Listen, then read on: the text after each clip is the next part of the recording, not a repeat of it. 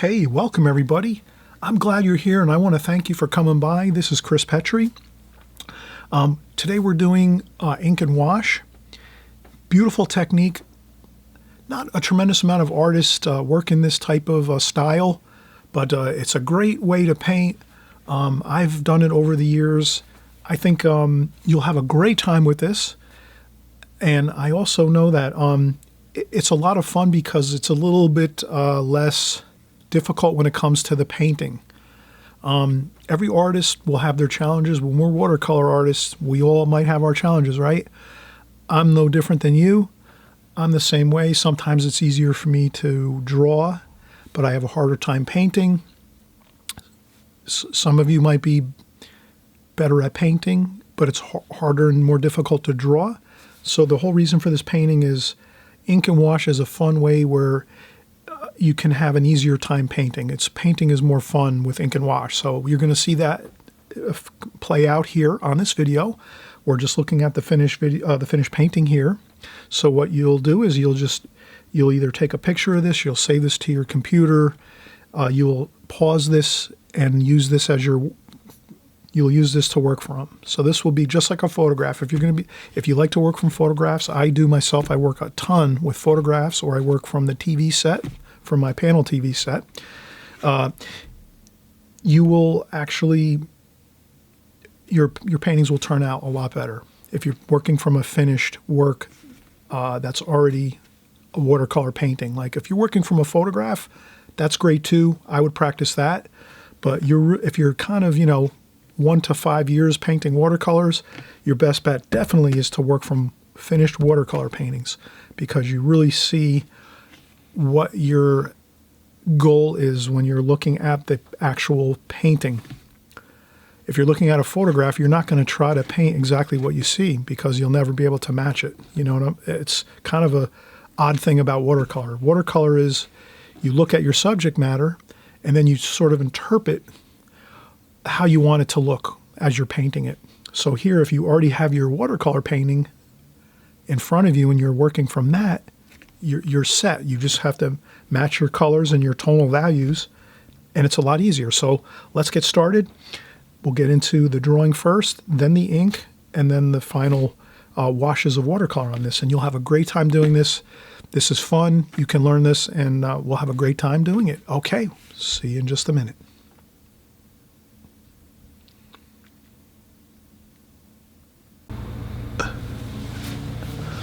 Okay, everybody, so we're going to get started now on the drawing of our street scene here, our English street scene. We're going to be doing ink and wash. Now, with ink and wash, it's a good idea to maybe pencil in a little bit first, so that's what we're going to do. We're just going to take an office pencil here. This is a number 2. Oh, this actually is a number 3. Number 3 lead, hard, office pencil. And number 2 works, fine too. Most office pencils or school pencils are like number 2 lead, so this is a number 3. It's a little bit different, but we'll make sure it's sharp.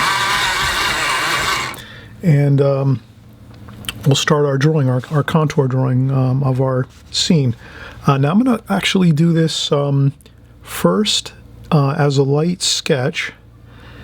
And I think for ink and wash style, so we're doing ink and wash style, so I might not do like a real detailed drawing on this. I might just do a very light sketch, pencil line sketch, somewhat in the tradition of contour drawing, to get our basic shapes of the village buildings, the houses, the row houses.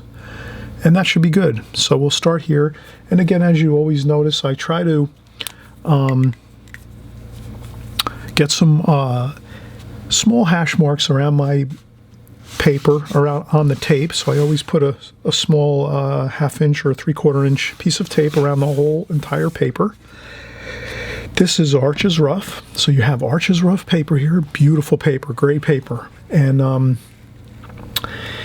you will use this tape around, this high quality artist tape, to put our marks on, so that we kind of have a guide to where we're going to create our street scene.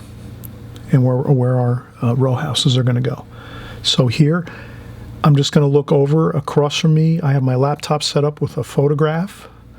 So it's a laptop screen with a photograph, full size, on the laptop screen. And we're going to start just sketching out basics. Okay, so the roof starts about here on the building that's closest to us in the foreground.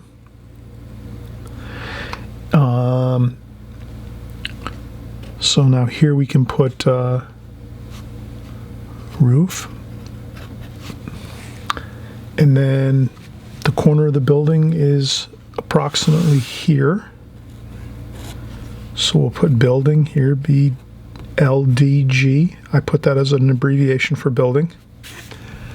So we have our building here, the corner of the building. And I could put an angular line this way, knowing that the buildings are going to go this way on an angle. And we'll use the pencil to get our line for our angles on our building, and we'll do it very lightly so we can adjust it if we need to, and use a little bit of a kneaded eraser. So really at this point all you need is a Sharpie marker or a pen to make your darker hash marks, and then a pencil, and then a kneaded eraser in case when we're doing our sketching with our pencil we can do a little bit of erasing. And this kneaded eraser doesn't make any crumbs, which is very important. When you do watercolor paintings, you don't want any crumbs from your eraser to get onto your paper and on your working area. So that's why you'll see most watercolor artists always use kneaded erasers. So that's just a little tidbit of information if you're newer here and you haven't worked with watercolor a lot.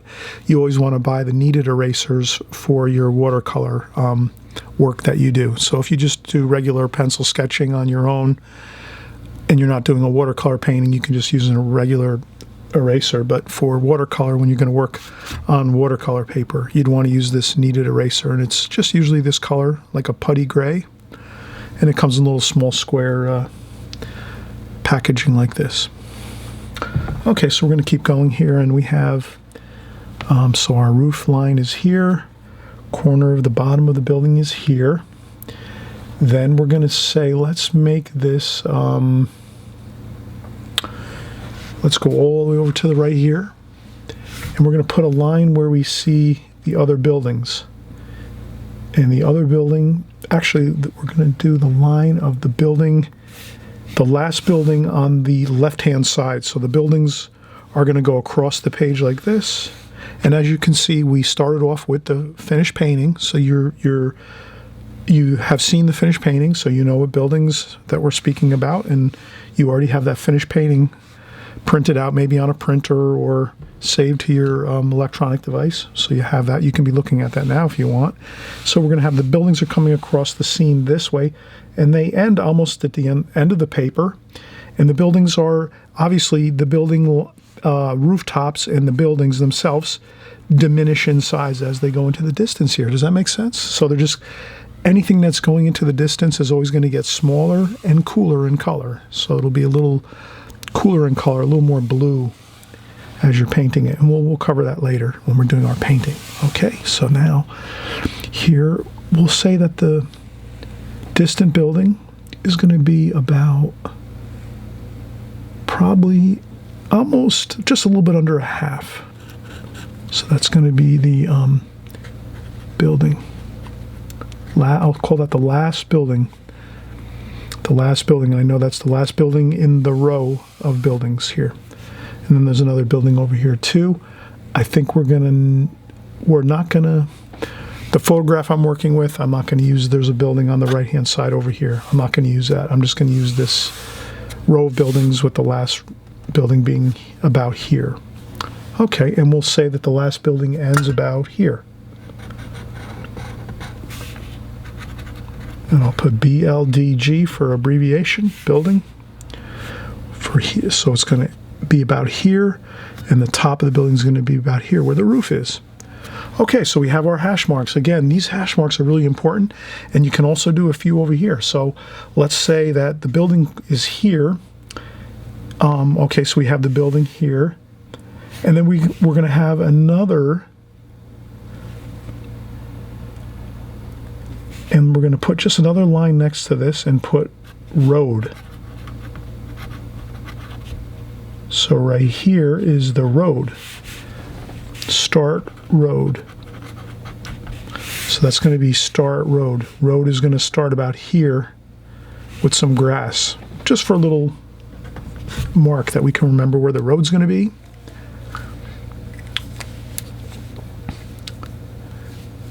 And then we can say that the bottom of the building in the distance is going to be about here. So last building, B-O-T, bot of building. Bottom of building, B-O-T-T dot building. Bottom of building, here. And I think we've got all the hash marks we need now. So if you're doing this painting at home, let's do this same exact thing. Let's not recreate the wheel. You're going to do the same thing I did here. You'll take your watercolor paper, which this is approximately looks like about this is a 10 by 14 size paper, 10-inch by 14-inch paper. You can use a little smaller paper if you want, or a little larger paper. But we just want to remember that we're going to use these hash marks. So all you have to remember is on your paper, when you put your tape on your paper around the border of the paper, you're going to have these hash marks, and you just want to get those on there so you have your points that you know you need to use to get your drawing correct. Okay, hey, this is a perfect time to take a break. I know it looks like we haven't done a lot. We haven't even started drawing yet, but sometimes just doing these hash marks is a little stressful, and it takes time to do it. But let me tell you, if you do these hash marks around your painting, you are going to get so much better results because you're planning out where everything is going ahead of time. It takes a little more time, yes. It's a little bit sometimes aggravating or painstaking, but if you do put these hash marks on, you're going to be so much happier because then you're going to know where everything has to land when you're drawing, so that you're not scratching your head every 5 minutes wondering where everything has to go and where you need to be. So you'll notice if you've been using this plan of action, the hash marks, you already know it works, right? Everybody, you know that, right? You've been using it. So all you that are using this, you're already succeeding, and you know it works. For those of you that are just starting, or if you haven't listened to me or you're not paying attention, please pay attention. Listen to me. If you do these hash marks, your drawing is going to come out 100% better, okay? All right, let's get to the drawing. So we'll be right back. Okay, we're back. We're back in action here.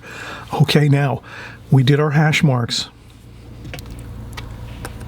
We just did our hash marks. Excellent. That's what you want to do? Good, perfect, you got it done. You take a break, 5-10 minutes. Now we're back. We're going to do our sketching. We're fresh. Our concentration level's back to where it needs to be so that we're ready to start doing the drawing, the pencil drawing.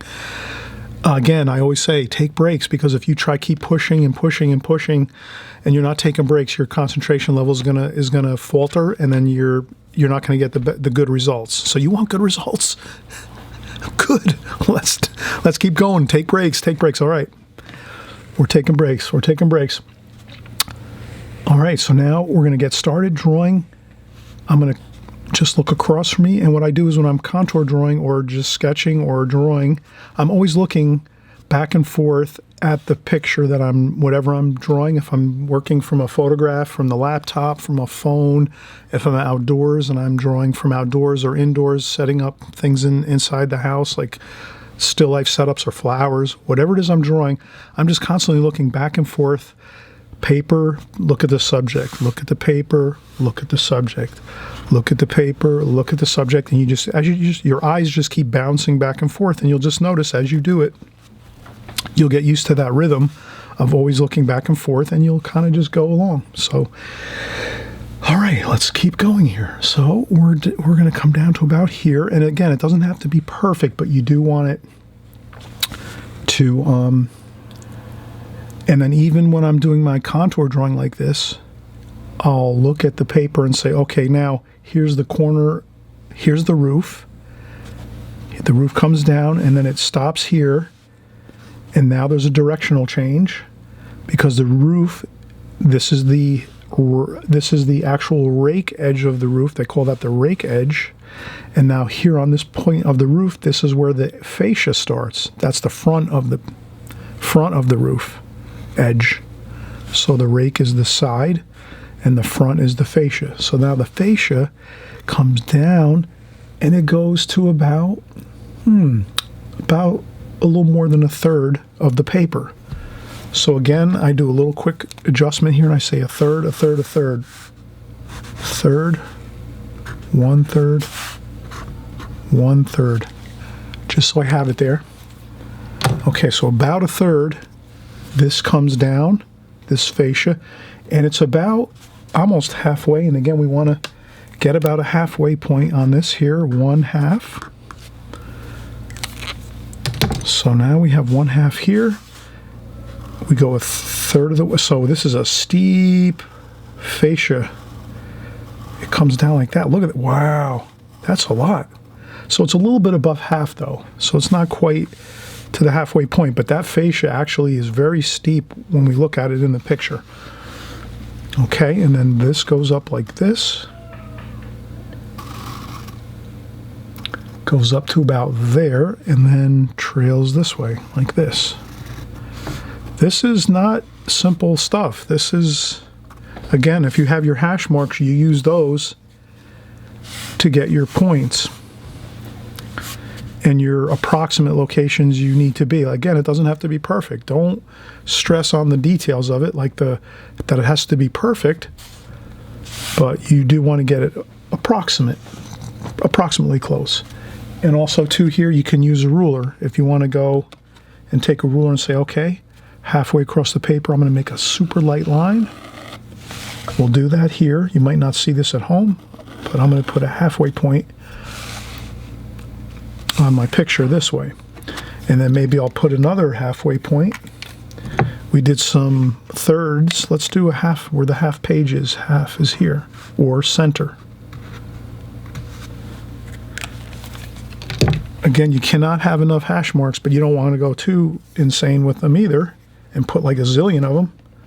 But let's do half the page. So we'll put basically a grid of quarters: 1/4, 2/4, 3/4, 4/4. So almost just like a crosshairs across the page. Half and then half.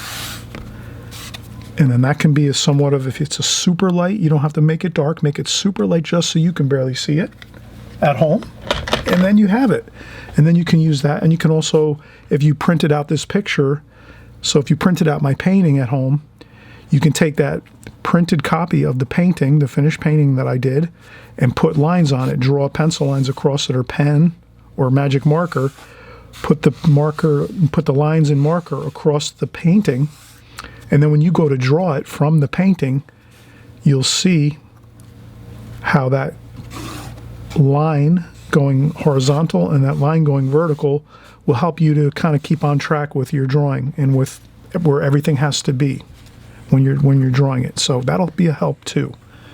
Okay, so now we got that.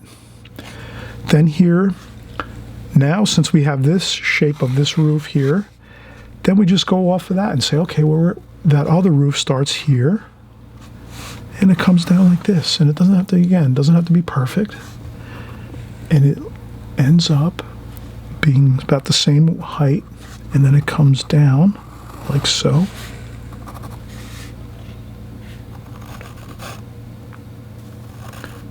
A little bit of an angle there. Okay, and then here, now this goes down like so on an angle.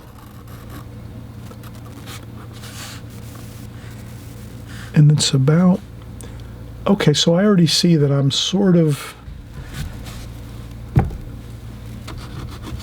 going off track here a little bit. So I want to try to keep this a little bit. And again, if it's not perfect, you don't have to worry about it. So now here, this roof comes up like this.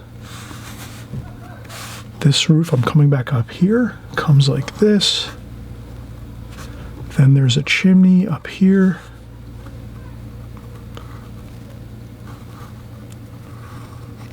So So there's a chimney there.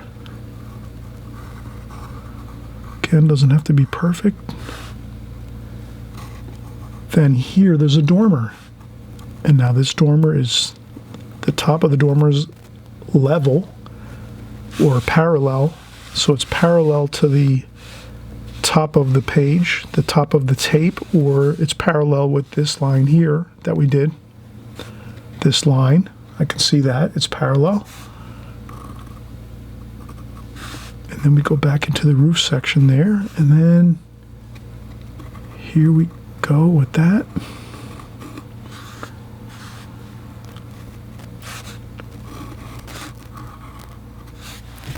And that's all. There we go, we have our dormer. Then there's another dormer, and that starts about here, comes down there for the roof. So the roof of the dormer is there, goes down here, this gable end of the roof. We call this a gable. The point, the arrow point of the roof, we call that the gable. The gable is here. And then we keep drawing. And we say, all right, that goes there. This is angled up this way. And there we go. So we have our two dormers. And then our roof ends there. And that's somewhat close to what the picture is. All right, looking good. So we're moving right along. Okay, so now here we have this part of the building goes here. And this part of the building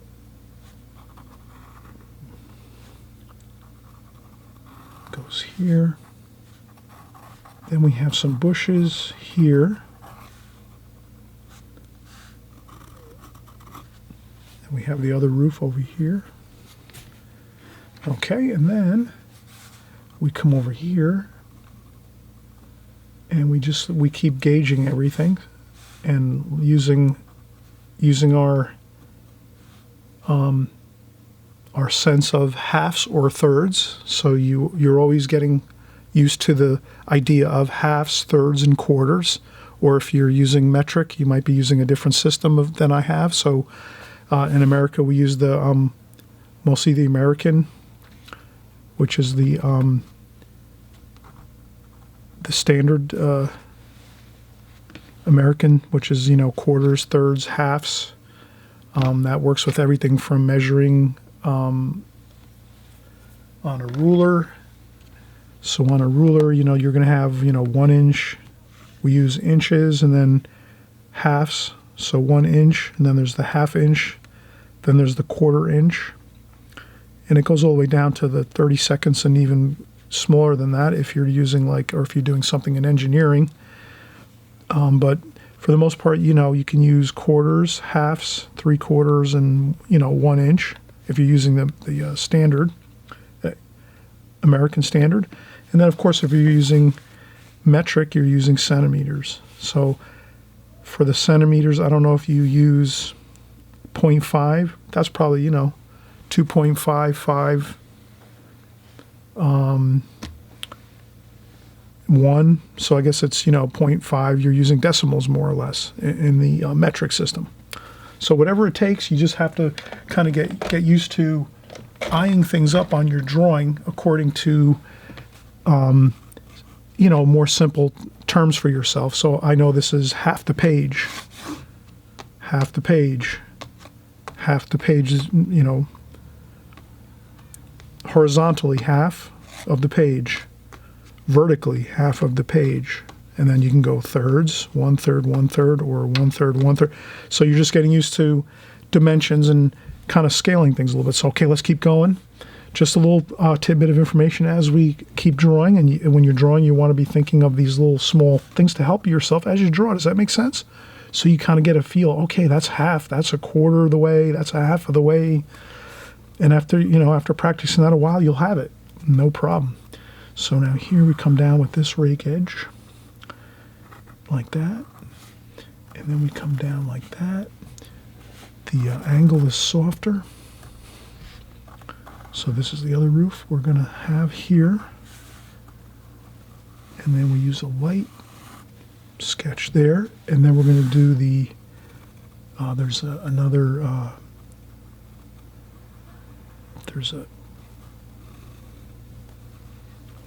beautiful chimney here. And then there's another chimney here, which is about here. And it's not as quite high, so I look at this one and this one.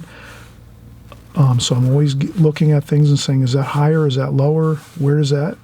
Well, it's about maybe halfway down on this chimney is the top of the next one. Maybe the chimney pot's a little higher there, but that's okay. And then we just make the, you know, you might look at this as being like a rectangle, like a box. So a chimney is basically like a box, like a tissue box. Or that could be, you know, you could see it as like a shape that you're familiar with. You might say, oh yeah, that looks like a box or a cube. Or, you know, that might look like a stick of butter. To me, that's a stick of butter. So if you think this is, you know, if you look at this chimney and say, oh, that's a stick of butter, then you just sort of know you got to draw basically a stick of butter on an angle on this here. Like over here, you got to angle it a little bit because it's going off in the distance. That's perspective. And then we just keep going, and then we've got another chimney down here. And that one's like that, same thing, stick of butter. Another smaller stick of butter on top of that. And then that goes this way, and that's a roof that's going off on a different angle, like this. And then here we have this roof. And that goes like so. And then if your angles get a little bit off, we should be taking a break by now. That's why you see me not drawing correctly, is because I haven't taken a break. So let's take a break. All right, everybody, let's take a break for about 5 minutes, 10 minutes, get our concentration levels back up to speed, and then we'll get going again. All right, so we'll be right back. Okay, we're back again, and we're going to continue our drawing. So we're doing our contour drawing or sketch. Now, if you're, you know, if you like a more like looser feel or looser look to your paintings and drawings, that's not a problem. You know, you can sort of feel this out with a sketch, and you maybe won't be using like a more of a more accurate drawing. Like I like to draw accurate. I really do. I've been drawing many years now. I use a lot of, mostly 90% of the time I'm contour drawing, but sometimes I do hash out some lines as you'll see. So what we're doing here is, you know, we're trying to draw very accurately this scene. But again, you can do it looser and a little more freer by, you know, maybe holding the pencil a little differently. So if I can sort of get an idea, you know, sometimes, you know, you can sketch and get a feel for things like so.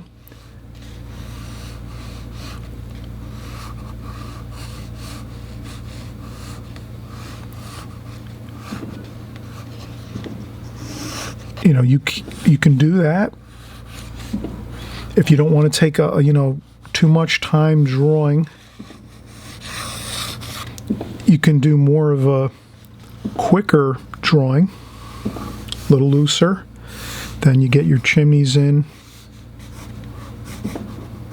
you know, accurately for perspective, sticks of butter, tissue box, whatever you want to think of. Think of things as shapes. You'll be much better off. So here you're working around the painting or the drawing, you know, so you can keep going. So you can draw it a little more in a looser fashion than what I'm doing. But I've practiced most of my drawing doing more accurate contour drawing like this. So that's why I'm doing it this way. But feel free, if you like to do it a little differently, that's fine. Everyone has their own little nuances of how they draw, how they paint, and that's fine. I'm not an expert, you know, when it comes to every single thing in art and whatever, so I'm not claiming to be an expert at every single facet of drawing or painting. I'm just trying to bring you my best information that I have. So does that make sense? I just want to make sure you're kind of seeing the options here so you're not suffering over trying to draw more of an accurate drawing. If you want to do more of a looser drawing, that's fine too.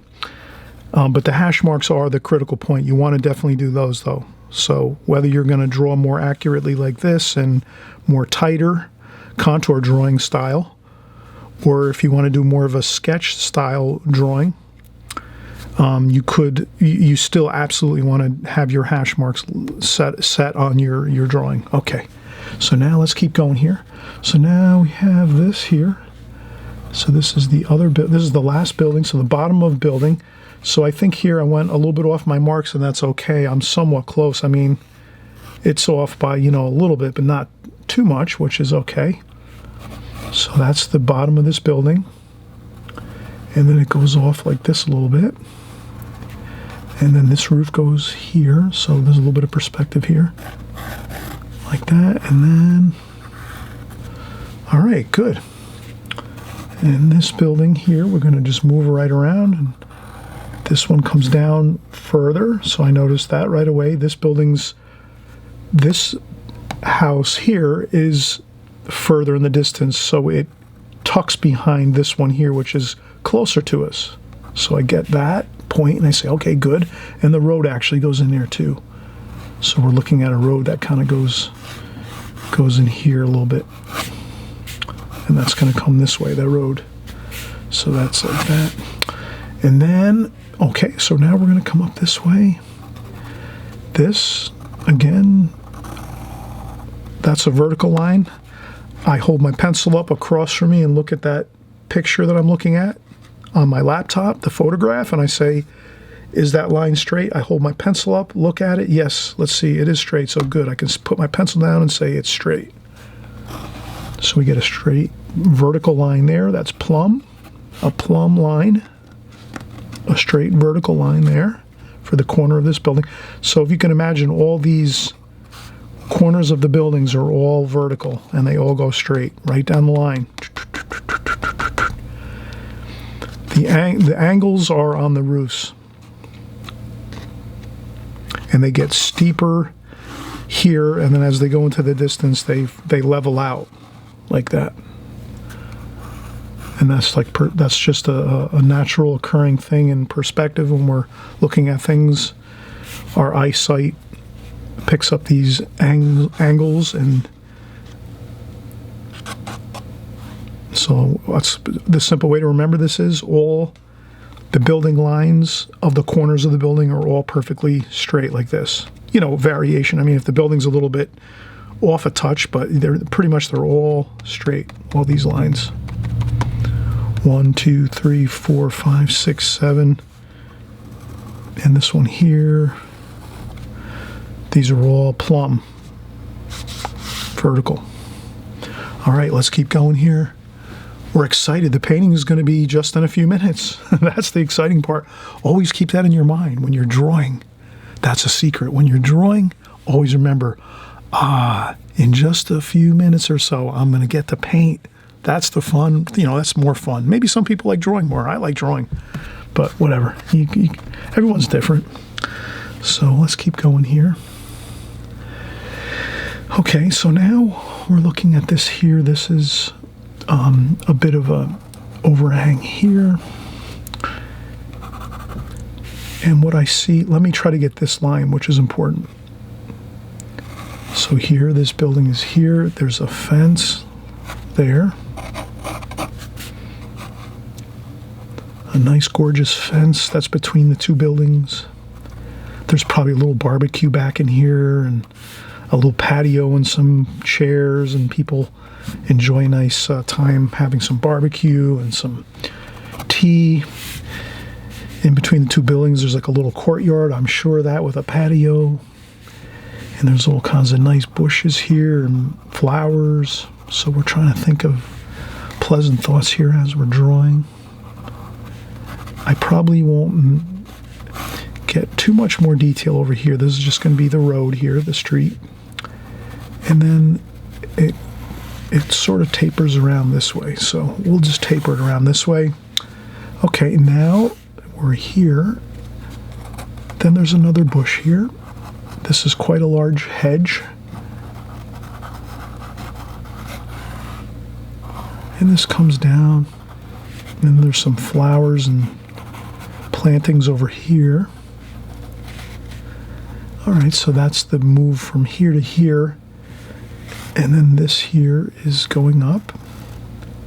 And it follows the same angle as here. So I stop and observe as I'm drawing and say, what's the angle of the bottom of this section of the wall on this house? Well, I look at the roof angle here and say, oh, you know what?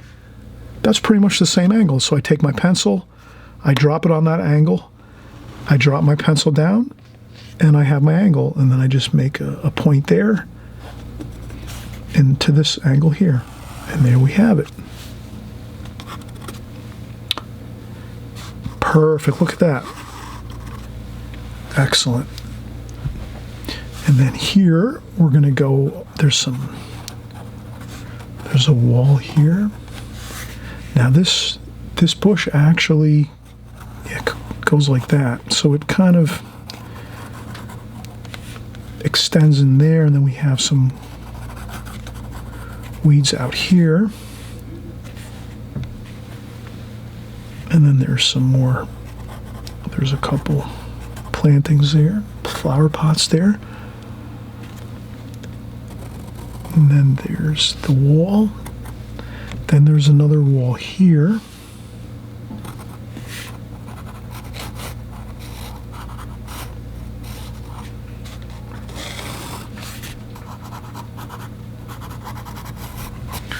And I'm just trying to get the little nuances of detail here. So we have that other wall there. And that's pretty good there. And then there's some more detail over here. So now here there's a corner detail of some, so it's a corner post on the corner of the building, decorative corner section. And then here we see that there's like a flower pot here. We'll put that there. And we'll go back here. And that's pretty good. So we have that corner piece there. And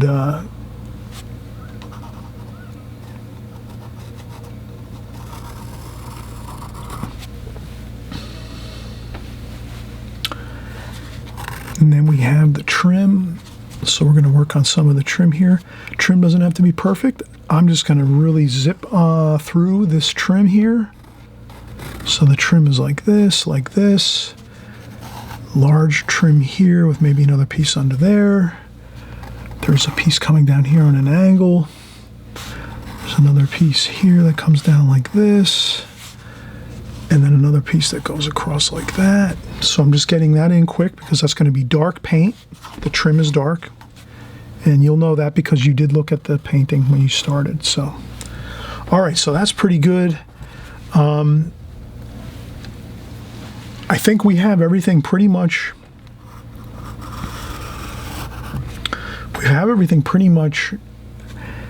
The only thing we don't have is let's do some of the, this is a Tudor style.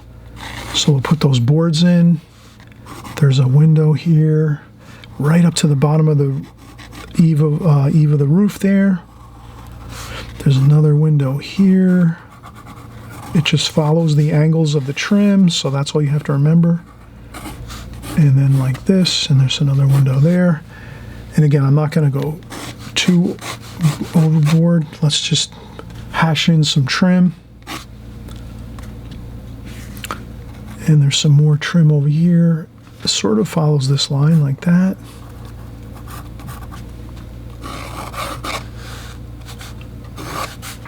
Then the trim, so I'm just trying to get that looking close to what's there. There's another window here. So these are windows. halfway, quarter, quarter, quarter, quarter, half. And this over here is a window, half, quarter, quarter. Okay, and then over here,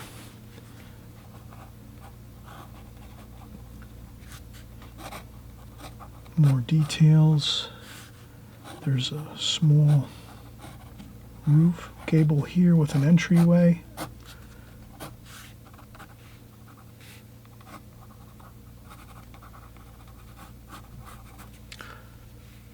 Okay, and then over here we have the same thing. We have some Tudor boards on the home here.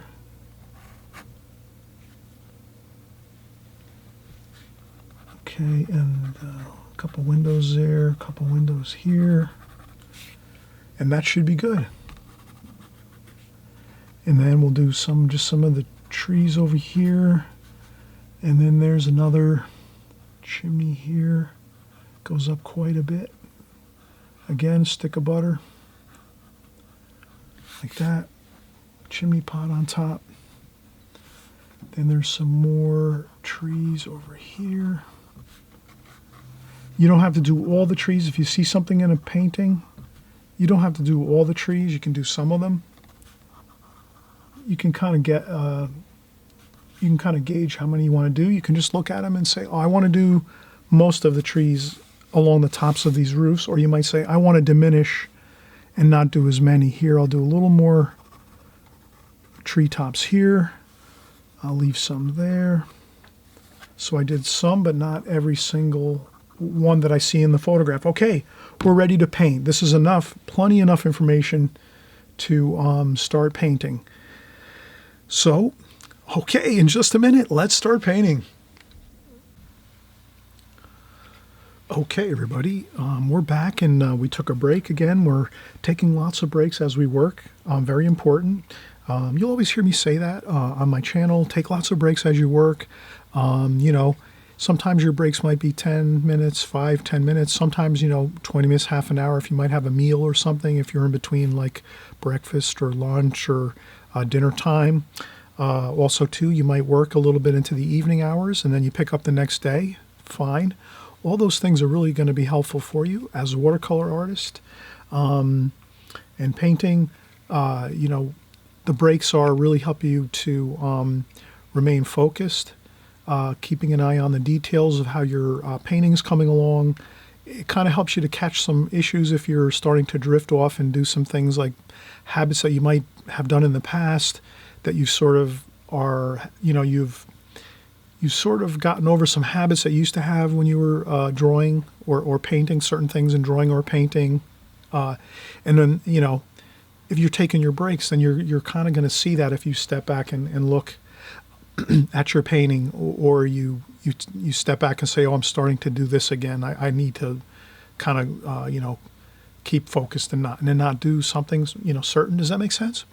All right, so great. So we're kind of taking breaks as we go. Again, we took a break. Now we're coming back. And then I forgot. Hey, I almost forgot. I'm so used to working a lot of times and just going from the pencil drawing to the watercolor washes. Hey, we're doing ink and wash today. So ink and wash is really exciting. I'm glad, I know there's many of you that ask about ink and wash. You send me some text messages or some emails, or you send me comments, and I appreciate everyone sending great comments in the comment section. Thanks so much. And I always mention too, if you haven't subscribed, please subscribe. You hit that subscribe button just below the painting here and the video here. When you subscribe, every weekend you'll see our new paintings coming out where we're working and starting a new drawing and painting, or an ink and wash if we're doing that. Of course, we change things, we do things, we mix it up here on my channel. I do different techniques so that you learn a lot of different techniques, and then you can, find your niche of what you like to do. So if you have more options, you're going to have more flexibility with your style and your art, and that's what I want. So I want you to have lots of options. So again, if you like this channel, please subscribe. And if you hit that notification bell, then you're going to be alerted on your phone or your electronic device when the new video comes out on the weekend. So you'll be alerted, and then that I'm making a new video, you can check out the video and see if you like it and if you want to work along with us here. All right, so I have very simple super black India ink. Super black, and this is Speedball brand. This is a great brand. I use this exclusively, Speedball brand, super black India ink. And I buy it in these 16-ounce squeeze bottles. And I've had this for like, 2-3 years now.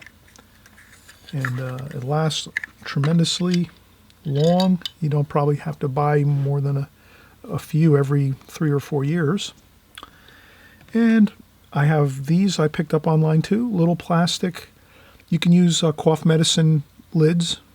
You know how they have those little plastic cough medicine tops on cough medicine? You can use those. You can use these. I've used shot glasses, whatever I have around. I try to use whatever is handy. And so we just pour a little bit of ink in here. Not too much, maybe a quarter of the way. So I just put a little bit in the bottom, not a lot. This is something where if you're working and you're working in a room where you have nice carpet or a nice floor, like a nice wood floor, and you don't want to spill anything, you just put down a little tablecloth or, maybe put down an old sheet or an old towel, something like that, so that you don't spill. Because this is India ink, so India ink can make a mess, and it might stain the carpets or upholsteries. So you want to be very careful with India ink. So here we have our India ink.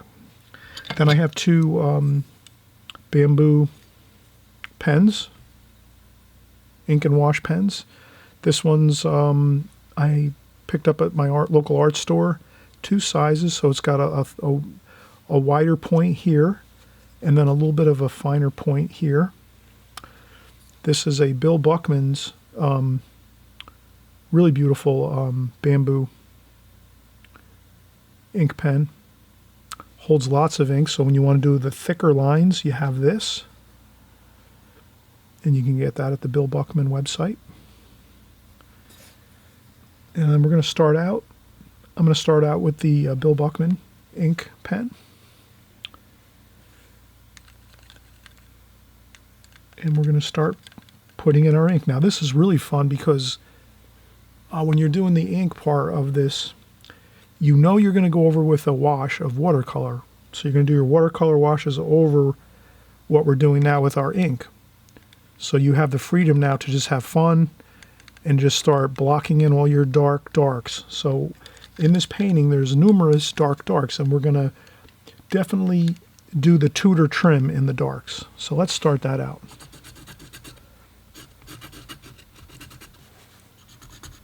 Okay, so we're going to start our Tudor trim is going to be the darks. And you can see I'm just going to have fun. I'm just going to scratch and scrape and get that black ink on there and have fun. And it has that nice wood feel of the wood trim.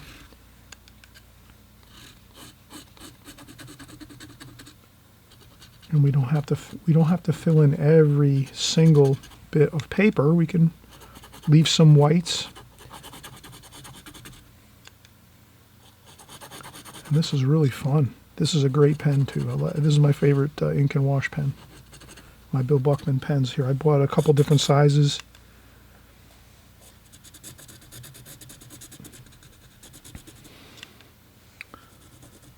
I'm probably going to have to pick up a new one soon because I'm starting to wear down the points on this one.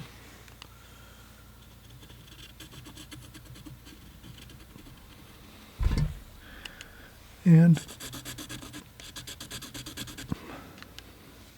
doesn't that look great?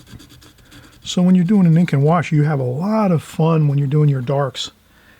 And, you just look and say, okay, I'm looking at the darks here. And there's definitely some darks under this eave of the roof here. So we're going to, and you notice I'm not going perfectly straight. I'm waving these lines. Wavy lines look better than straight lines. The haphazard look looks really good. And then we have that, and then so we're just going to keep going here. You can see I'm looking back. I'm actually, as I work, I'm looking back and forth at my photograph that I'm using.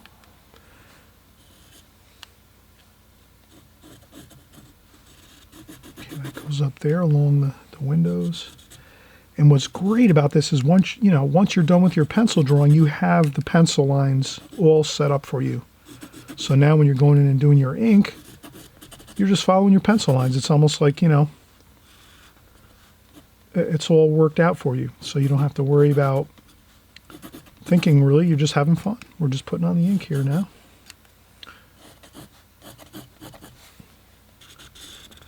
And then I'm looking back, of course, and I'm seeing that here there's some darker darks down here. So I'm going to do the shadowing over here. And is there more shadowing over there? Okay, so that's the bushes over here. And that's up there.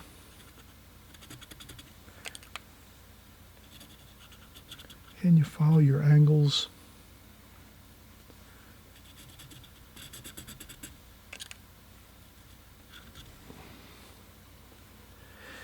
And then we have, let's see,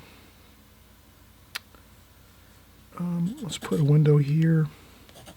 Sometimes I'll change things if I haven't drawn everything 100% accurate. No problem. I change a little bit and do something a little different. So here I'm doing a window where there doesn't seem to be any on the photograph. And here we have the base of the building. There's some trim, wood trim. So I get some of that in. Over here the same, there's some wood trim there.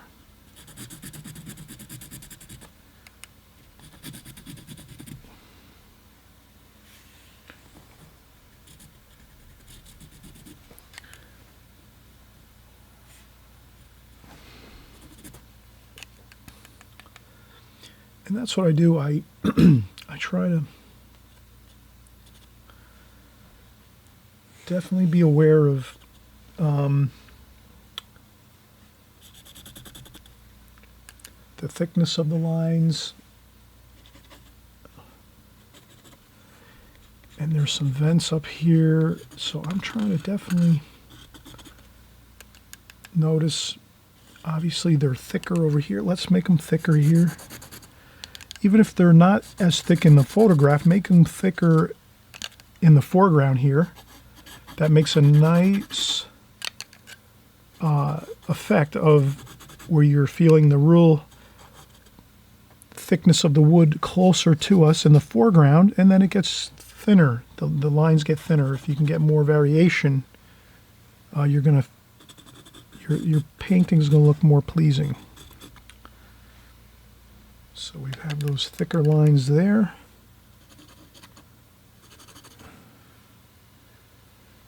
And let's see what else here. Okay, so that window we have. The bushes are here. Okay, then we have some wood trim under here. Then we have another window here. It's a little bit of a... Here we have a door. Now if you start to always remember, keep a paper towel. Keep some paper towel and some damp water on that paper towel. So if you lean into some of the ink, you can wipe it off your hand and dry off your hand. Because what happened is I'm starting to lean into my ink, and then it's getting onto my hand, on the side of my hand, and then as I'm working on the painting, I'm leaning into my watercolor paper. So, a little bit of spots or something around here and there are not going to be a problem with your painting. So the best thing is, if you're right-handed, you're always starting on the left-hand side of your page and working this way, so that you're never leaning into your paint. You're always working left to right. If you're left-handed, then you're going to be working this way and starting over here, and then working this way with your ink, dipping in and working this way, so that you're never leaning in. Because if you lean into your ink and you don't realize it, you're going to rest your hand on the paper, and it's going to make spots and splotches everywhere definitely don't want to do that. If it happens occasionally here and there, it's no big deal. That's okay. Adds to the variety of your finished look. But if you do it, if it happens too many times, then it gets to look unpleasant. So here we go. We're going to look at some more shadowing under our eaves here. Again, I want to make sure I'm not leaning into anything here. And okay, so again, more. And we got some more of the windows here. And I'm trying to look in here, some decorative stuff under the windows. Under the window and eaves, it's darker, so we could put some darks under there like that. And and then again, we put our pencil lines down, so we can just keep going with that.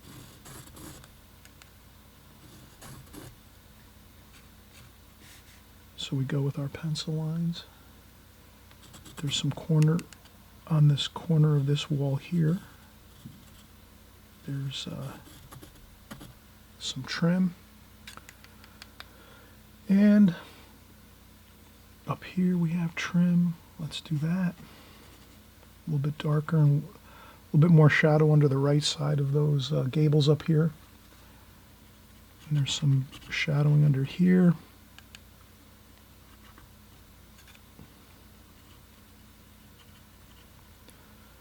And we just keep sticking with the game plan. We're following our drawing and our picture, so our photograph. So I'm just dipping into my ink constantly here just to get some. And that's why I didn't fill up this ink well too much, because if you add too much in there, then you'll wind up getting a lot of spots and big flows of ink on your paint, on your wash, on your ink portion of this ink and wash. So that's why we are careful to only put a little bit in the well here. Okay, now I rinsed off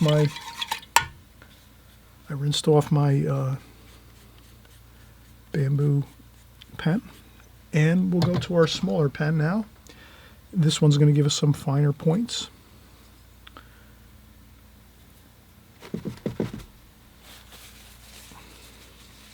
And again, I'll usually keep a little paper towel or tissue, perhaps like this.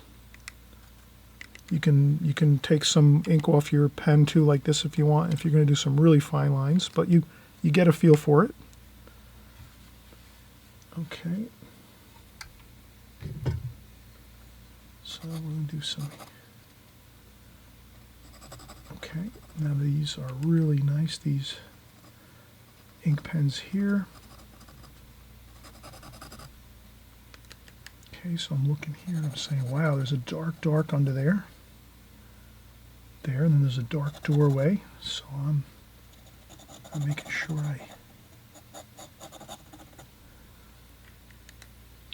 and then there's some windows here with some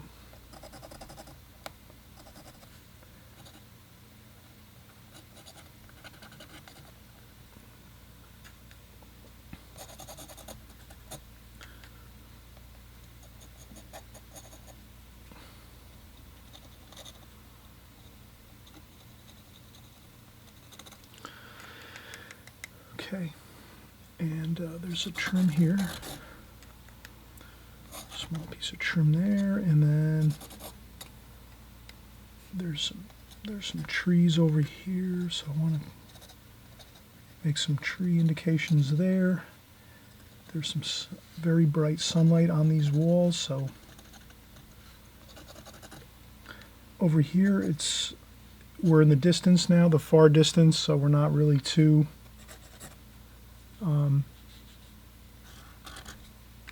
concerned about as much detail because it's starting to trail off in the distance. And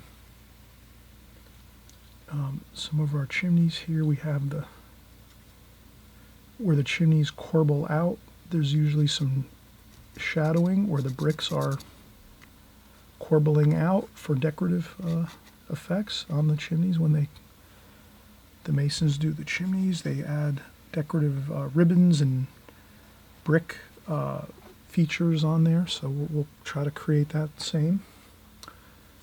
And the sunlight is coming from this way, from the right to the left on the painting.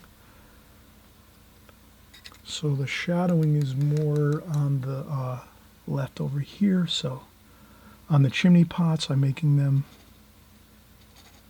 as well as on the chimneys, we're going to make them a little darker on this side. I'll just put a little bit of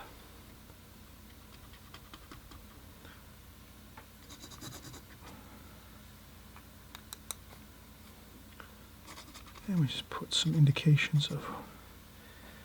So we're really in great shape now. We have plenty of detail with our ink.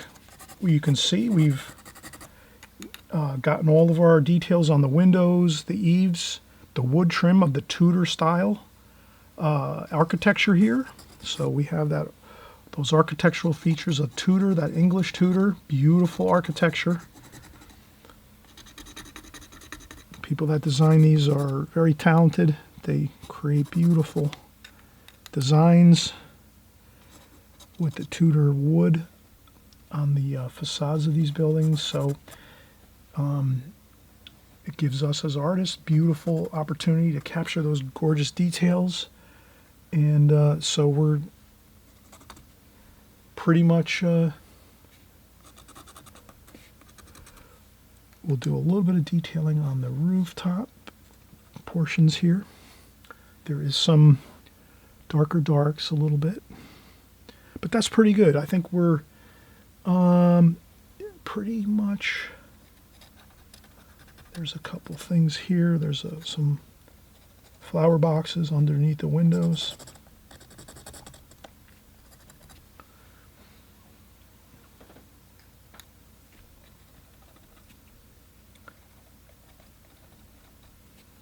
So those flower boxes have some details underneath. The shadowing looks really good.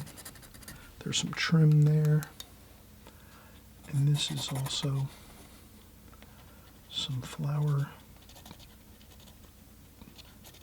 pots here. And that looks pretty good.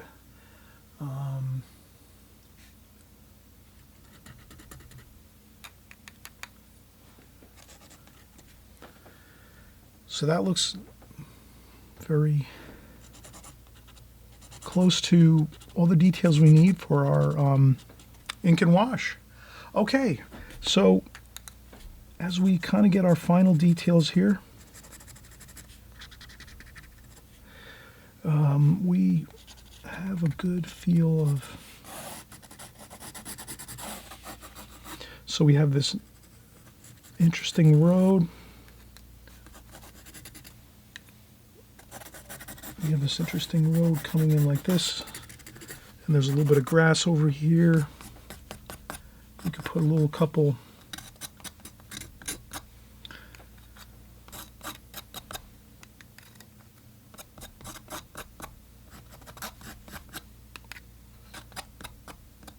so I'm putting some scratching in some beautiful little weeds and grasses over here on this little bit of ground and vegetation and grass here, and the road kind of just goes across the scene like this. And we also wanted to get these more of these Tudor trim here. We want to make sure we get that. It doesn't have to be, we made this a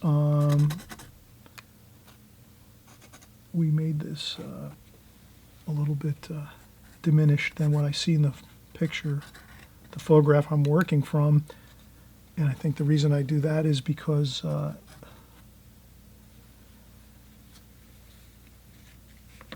this is sort of in the distance, so we want to diminish and make this less exciting, less prominent.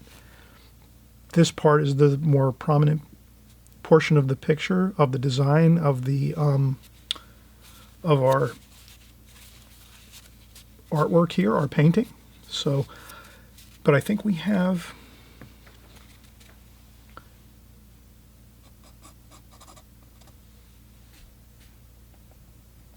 This is the fence here. A little bit of... There's some bushes over here. So what I do is I make marks with very light marks with my ink, because once I start painting with the washes, you know, I just want to have a little bit of help to remember where things are, if that makes sense.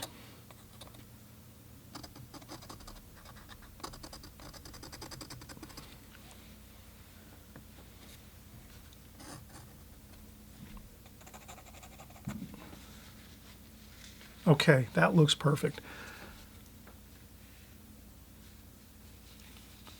Okay, we're going to take a break and we're going to come back in like, 5-10 minutes. We'll come back. We'll start doing our washes. With ink and wash, the fun of it is because you have so much beautiful looking, intense looking ink on this painting already, you're not going to be so concerned about trying to make perfection with your paints and your watercolor and paints. If you get some decent washes on there, it's going to look great no matter what you do.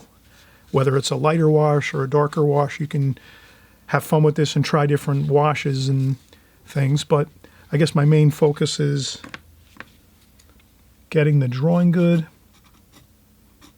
and then getting this ink and wash on correctly. Then you're home free, and then you're just going to have some fun time doing the putting in the washes. The washes are going to go really nicely now. And I'm just going to, if you see I have a couple of windows you forgot to put in, I put them in now.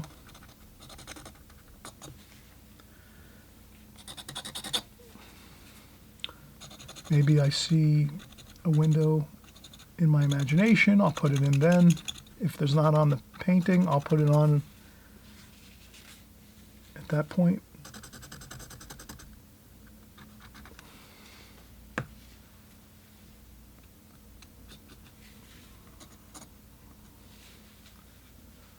Okay, perfect.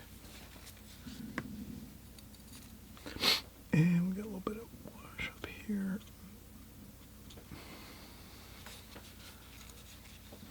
Okay, we will be right back. Hey, you've made it. Awesome. I'm glad you're here. We're painting. We're having a good time. We're just going to we just put our ink in, we put our ink on our watercolor paper here. We have Arches rough paper. I know some of you might lose track if you're in the middle of the video and you're watching the video full through, and you might stop and start the video. So I'll sometimes mention a few things over. I hope that's not a problem. So I will mention again that we used Arches rough paper, watercolor paper. We used, a standard number 3 hard office pencil for our preliminary sketch. I took the tape off, but when we started this painting, we had hash marks everywhere. So if you can imagine, we had hash marks at all of these locations where the roof starts, where this portion of the roof started. We had marks over here on the tape. So essentially, if you have missed that part, you have to go back to the beginning of the video, and you'll see that we had hash marks all around this composition, this painting, that helped us to make sure we started our different parts of our drawing in the correct locations, which is very critical, very important. Once you get to work with watercolors and drawing for, maybe 4 or 5 years or more, that can kind of come naturally, and you might not need to make as many hash marks, but I still say try to use them. I think they do help. But, if you've been doing it a long time, and some of you have been painting a long time, you don't really need to do the hash marks so much. But I would say if you're shaky at all with laying out your subject matter on your paper, definitely do your hash marks. I even still do it myself, and I've been painting and drawing for, many years, probably 15, 20 years now. So for the painting portion, I'm going to use a number 10 Da Vinci Maestro watercolor brush. It's a Kolinsky Sable watercolor brush, a great brush. I use these all the time. I have other brushes. Sometimes I'll use maybe a filbert brush for this type of painting too. That works great. A filbert brush is maybe, for me, I like a filbert brush when I'm doing a larger painting, maybe like a 20 by 30. So like a full sheet of watercolor paper. Those large sheets, 20 inch by 30 inch, like 2 foot by 3 foot. This is, like we were saying, is about 14 by 20. So this is not as a large surface. So a 10 or a 12 or a 14 watercolor brush works fine to get our washes on here. So let's start.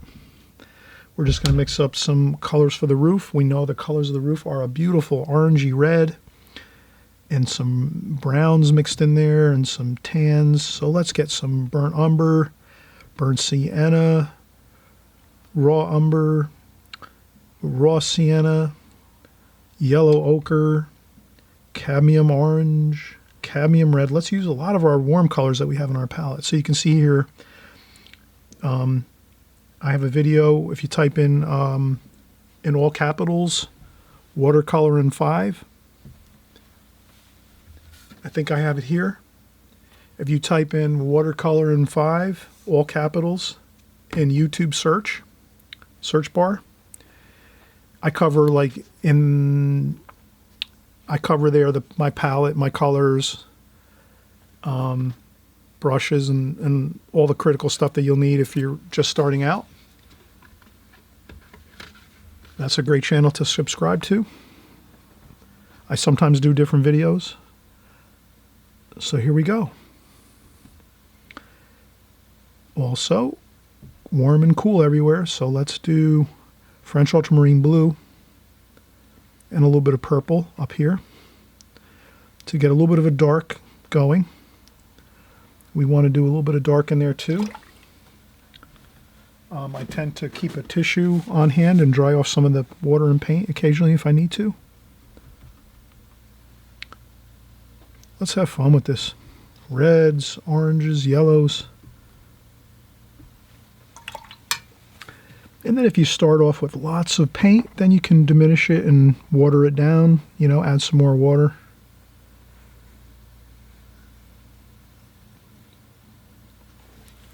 Warm and cool everywhere, I say. A little bit of cerulean.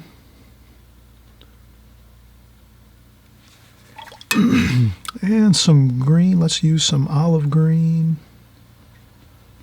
sap green, olive green. Let's put a little bit of that in there too. We're going to have some trees up here. Let's get those in. And you can see I'm just kind of flicking on a little bit of leafy looking .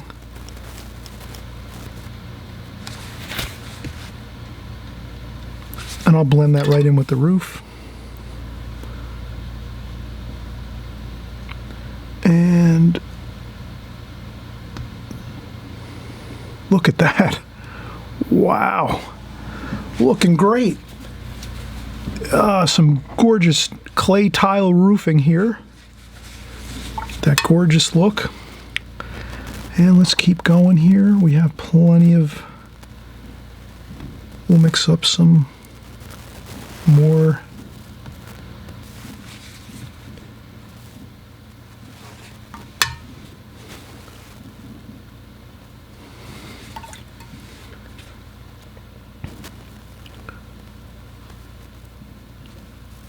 That's what's fun about watercolor. It kind of works on its own if you just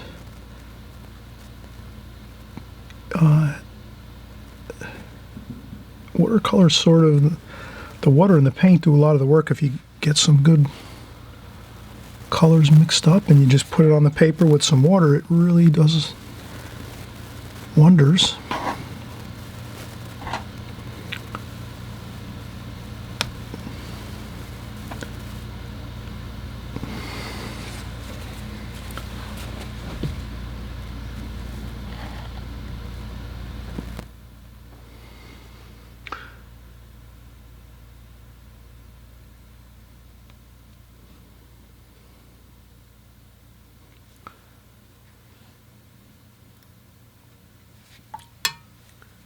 And then where those roofs are turned a little, you can kind of see these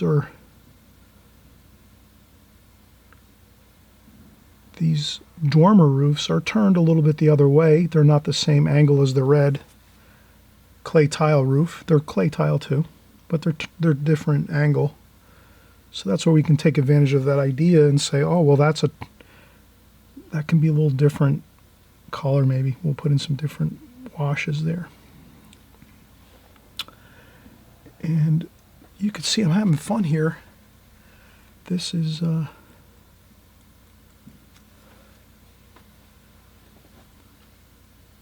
lot of fun here. This here is also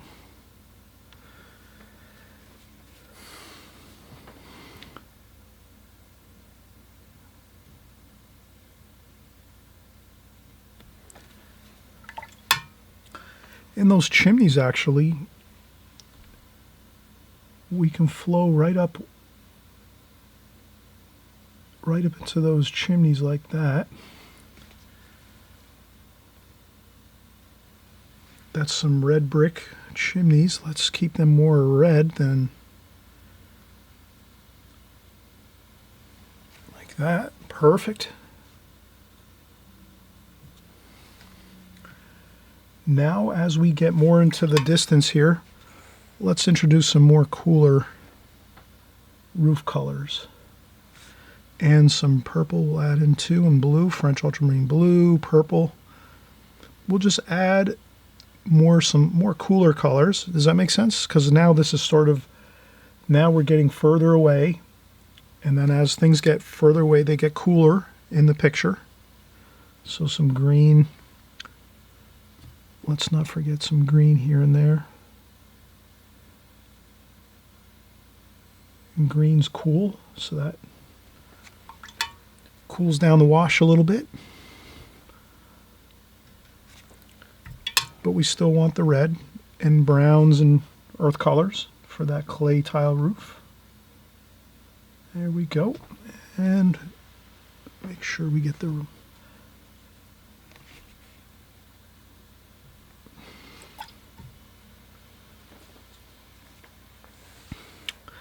then we have a roof in the distance over here. It seems a little bit it's lighter in tonal value, so I'm going to be careful not to mingle that one with the other roof too much over here.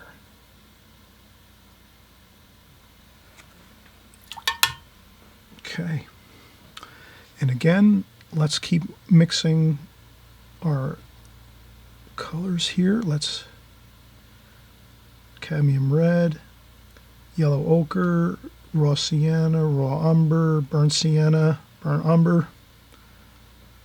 And let's get those chimneys.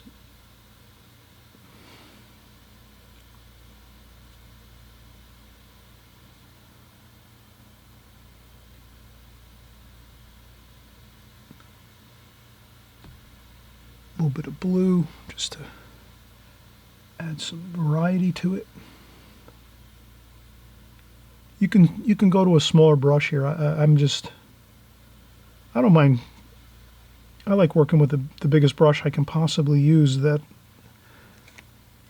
works for me, but sometimes it's good to switch to a different smaller brush. That works for the chimneys probably a little better. We'll keep going here.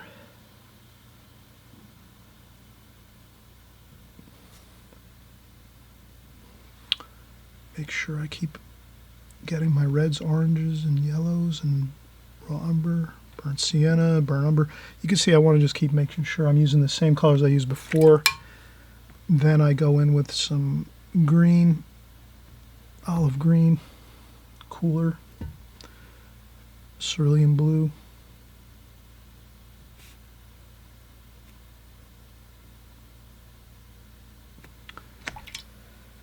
Then we will have some of that green mixture. I sometimes mix and mingle the colors so that there's a tie-in with all the colors. So if I'm making my greens now, which was sap green and olive green, I'll just take a little bit of that red and mix it in there. That's a complementary color too, so that it makes it a grayish look. And then our blue, bluish, and so we go with a cooler color over here for the trees. I splash for my effects of the trees a little bit. And the things tend to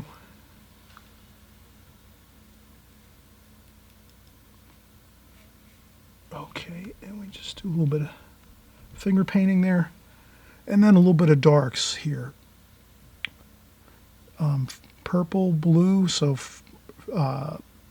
ultramarine violet for my purple, French ultramarine blue, a little bit of burnt sienna, and maybe I'll just make some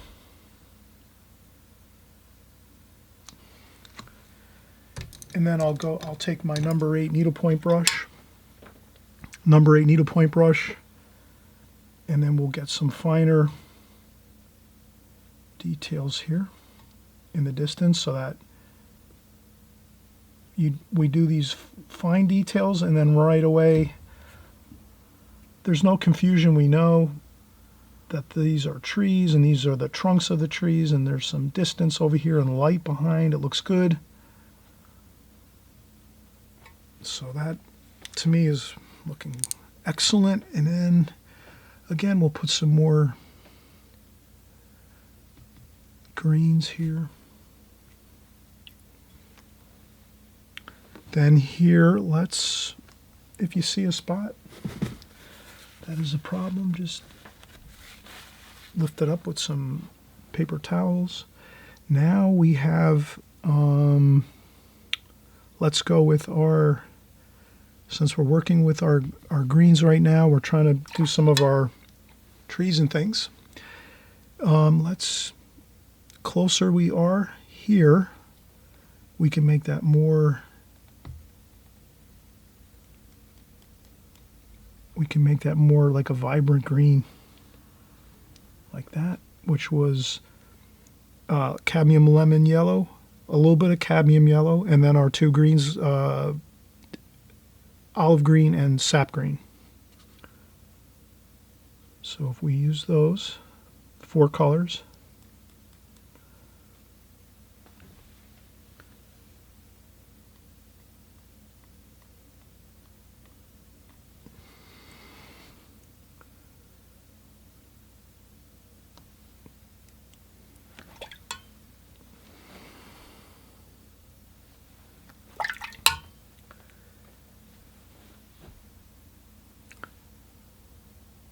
now we'll take this same mixture and we'll keep working with that. We're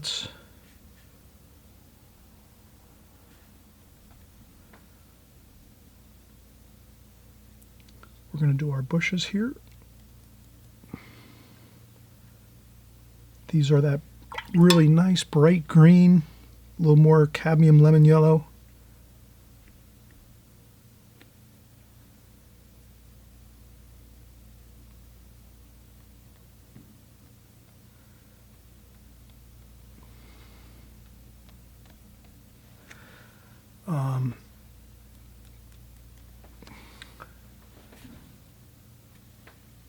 Then over here,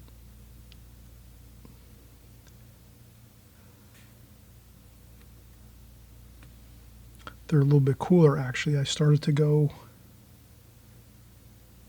with the higher intensity. I meant to go cooler here.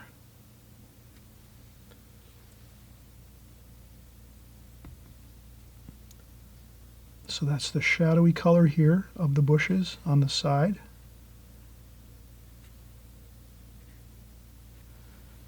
And the same over here.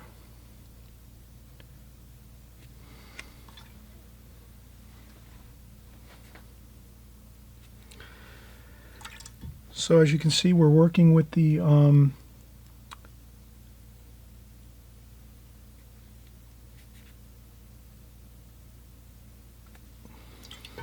warm and cooler version of green.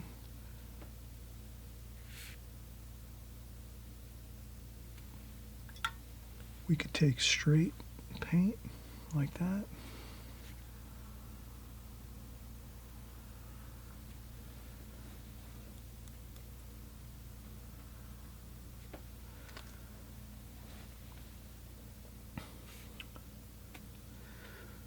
And then as we get into the distance over here, we want it cooler, so we would use this cooler green. So once you start mixing up your greens, that's fine. You'll kind of notice that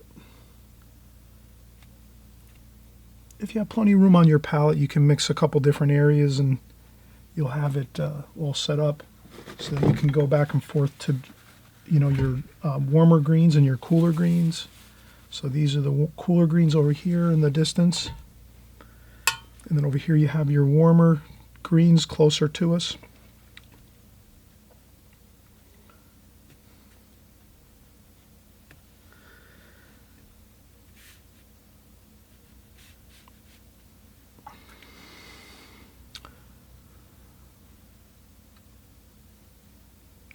Olive green.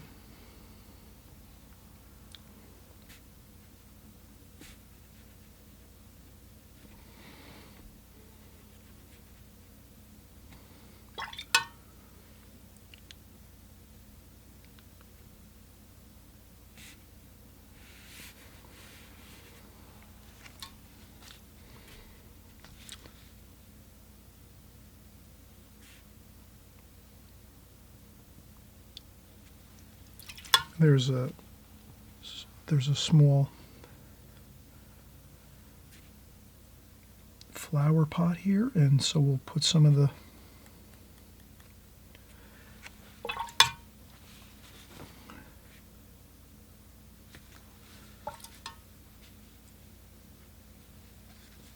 and there's some interesting colors, so I want to put that cerulean blue there.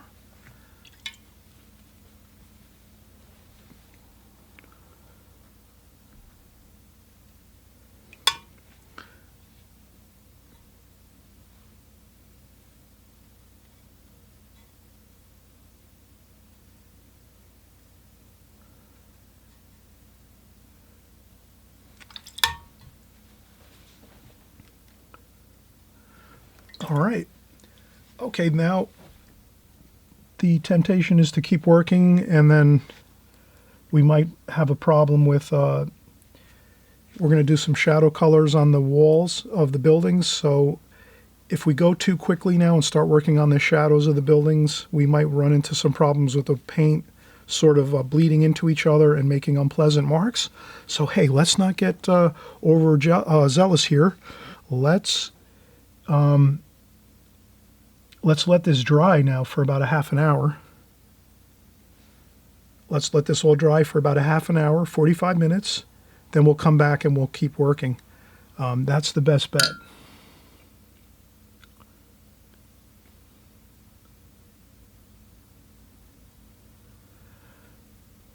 So I'll just look around the painting before I stop for my break, just to see if there's anything that looks like I need to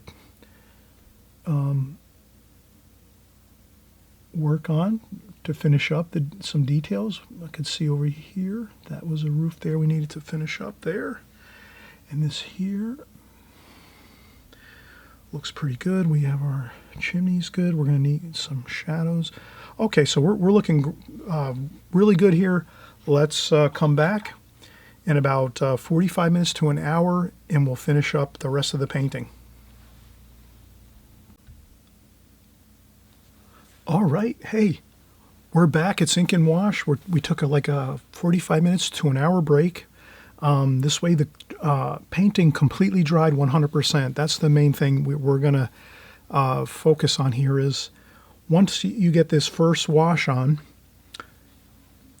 with your Ink and Wash now. So we did our ink. We let the ink dry 100% too. So that's like an hour of drying time or more. If you have a blow dryer, you can blow dry once you're done.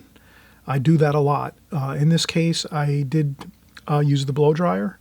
So once I got all this wash on, like you see, I took the blow dryer and I just went on a low setting and just went over each area of the whole painting really carefully just to make sure. And then I looked at it and I saw that everything was dry, and now we're ready to go again.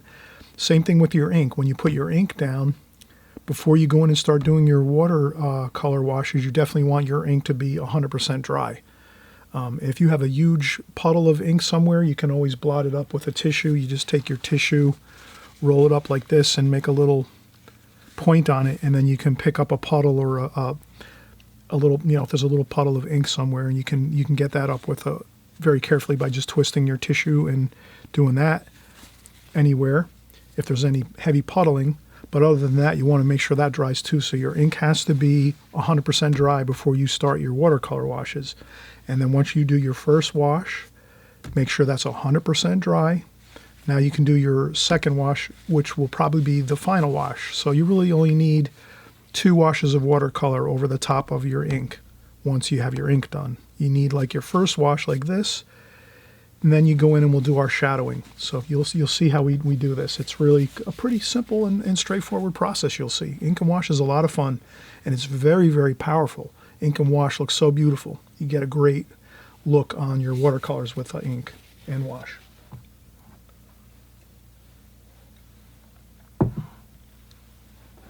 Okay, so now what I'll do is we'll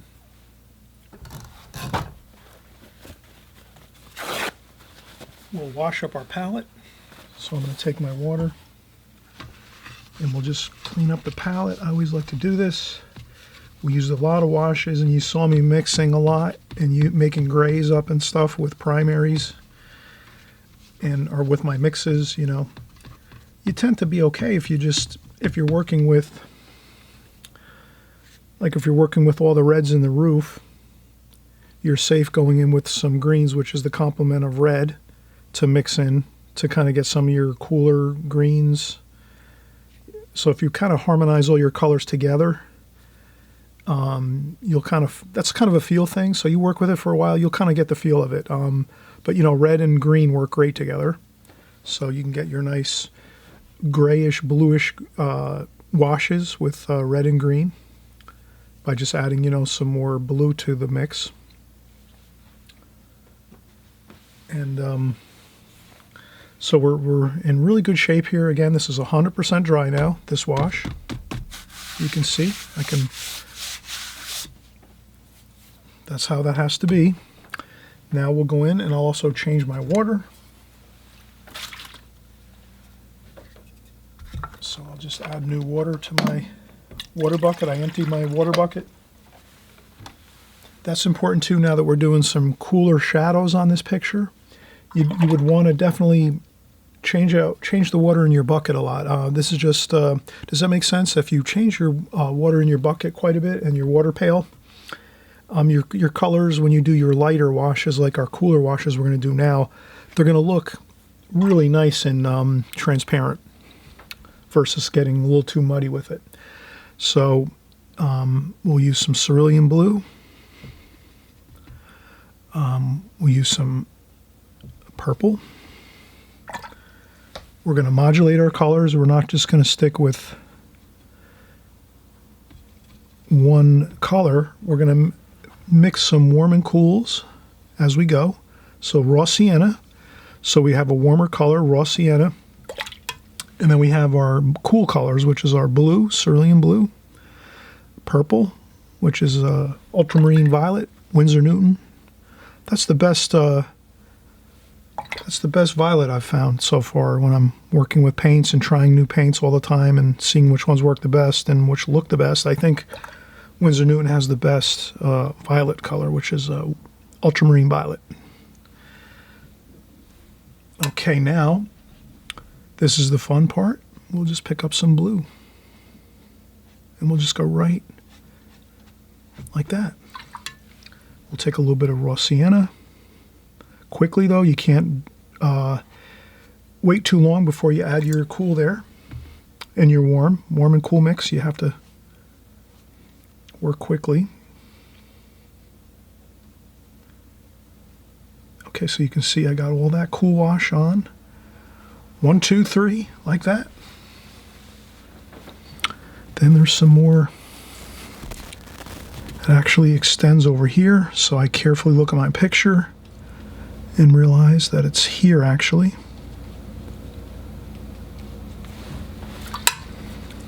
I went over a spot.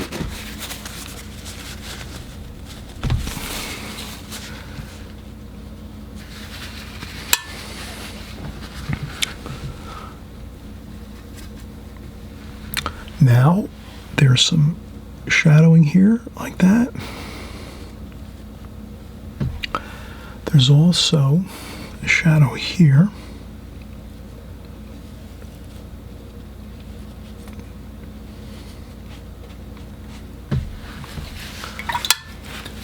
Mix in some warms with those shadows. Don't make them just...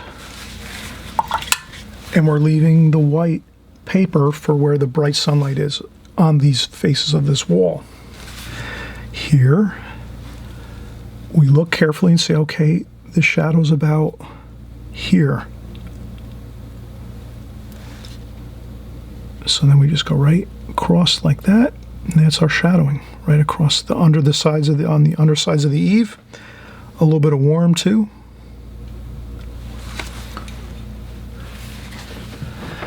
And we can make them a little wavy. You don't have to make that, better to make that a little wavy, this line. Okay, over here, between the two buildings, that is in shadow and it's cool over there. So let's get that cool color. Ah, the nice cool shadows over here. Look at that. Doesn't that look great?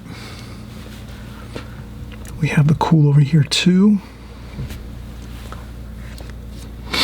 And then over here as well. So I just keep mixing my shadow color, cerulean blue, with a little bit of purple, and then some raw sienna for some warmth.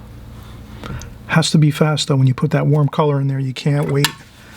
Like you wouldn't put the shadow color in and then come back a minute or two, or like 2 minutes later and try to dab in your, it'll make weird looking, odd looking, unpleasant marks on your washes. So always remember, if you're going to add in some, if you're going to modulate some colors and add some warms into your cools, they have to be fast right away. We can't wait that long on those, or they don't look as good. All right, now we're going to go across here.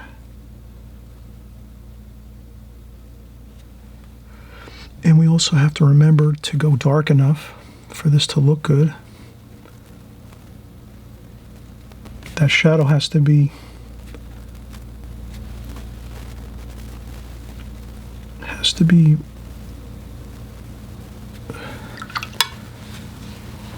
dark enough that it reads correctly, so we don't want it. I'll put some warmth in there too. Okay, perfect. And then here we have more shadow right there, across there. Also too important to get the shadowing on the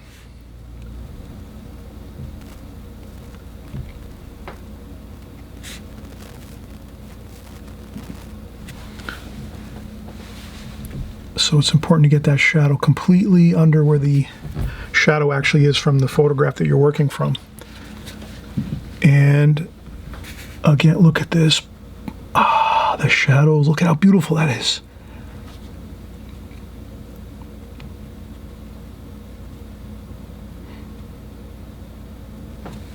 Perfect. Look at how great that looks. Then a little bit of the raw sienna in there just to have a little warmth within the shadows. Looking really good. And let's go over here. And we're going to do the same thing. The shadow I see. So you can always draw your shadow on. You can look at your photograph and say, all right, I want to make the shadow correctly. I don't want to go off and make the shadow, where it doesn't look good and where it's not really showing in the picture. So you look at the picture over there, you take a look at your picture across from you and say, okay, the shadow runs across the face of this building right at the top of this roof here, the peak of this gable roof, which is where the entryway is for the entrance into the building, where the front door is, the front entry. So if that's the case, then you can draw that line like that, make it a little wavy, and then go in and we get our wash color, and then we just write it, you know, put our wash right in there.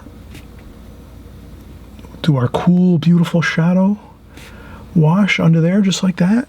And look at how good that looks. And now I notice this here is all in shadow, so I can keep working that shadow like so.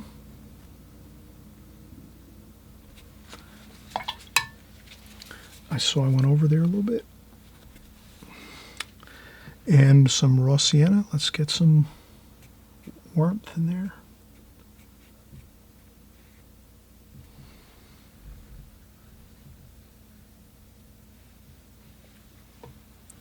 And the same thing, we have shadow here.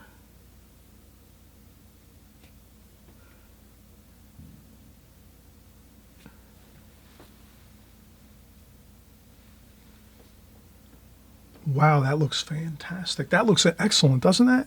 The bright sunlight, you can really feel that bright, exciting sunlight in this scene.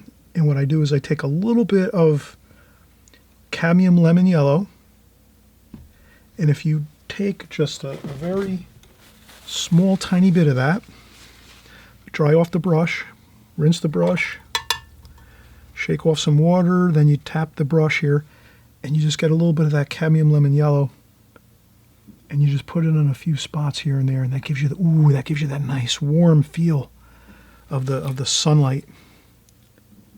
That sunlight is bright and it's golden color, so you add just a little touch of that cadmium lemon yellow, just in a few spots though, not everywhere, just a few spots. And you let that dry, and you'll just notice it gives it that real beautiful. You can even do a little tiny bit of orange, cadmium orange also.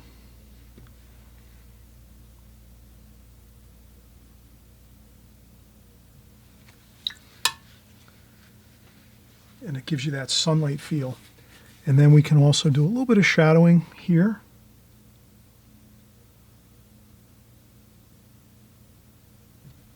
On the fencing. And we are pretty good now. I think you notice I did draw in some trees over here.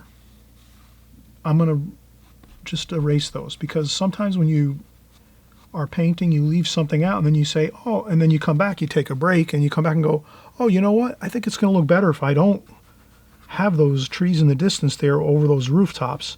Like I have them here, or I have trees here, I have trees here, I have trees over here. It looks good to skip a space and not have them there. So I think that looks better without those bit of you know, greens and trees over here by this area. I think it looks better, so we just erase the lines and we're good to go.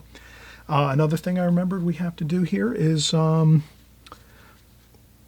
another shadow I see too here.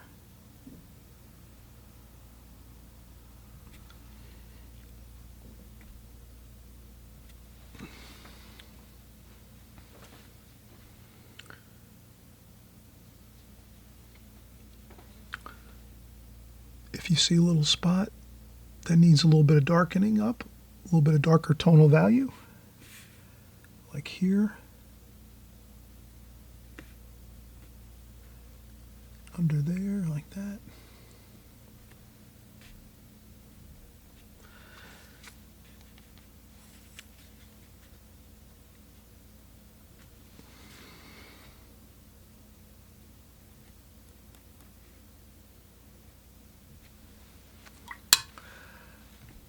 Now the key is here not to keep going over and over and over with more details. I know this is where I've run into many issues over the years where we overfinish our paintings. Let's not do that.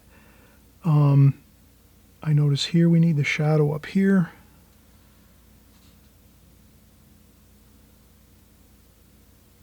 Here we need a shadow. Okay. So now I'm just looking around the painting, seeing if I see anything glaringly obvious that we need to touch up. And I don't think there's much more. I notice I need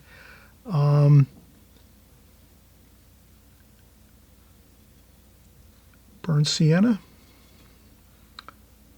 raw sienna, some raw sienna, maybe a little bit of raw umber.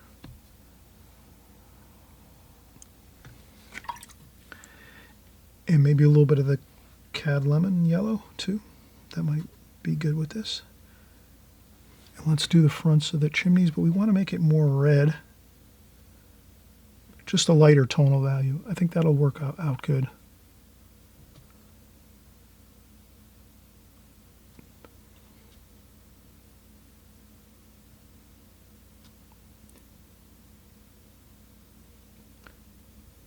So here, this is the sunlight on this side of the chimneys here. So the shadow side is over on this side, and then we have the sunlit side over here.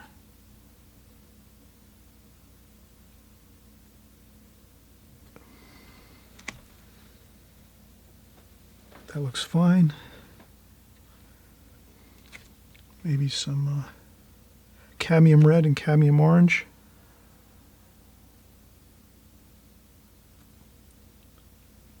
We'll put some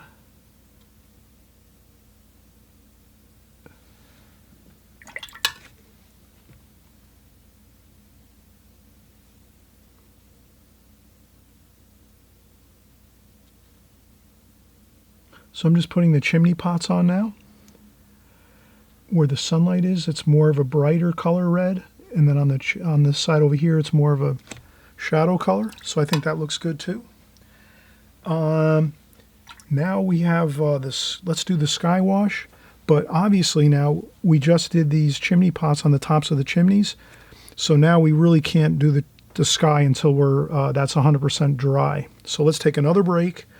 I'm going to completely dry this again. I'm going to take the blow dryer and dry off all the areas, especially along the rooftops, because we're going to do our sky wash and come down with our sky wash this way.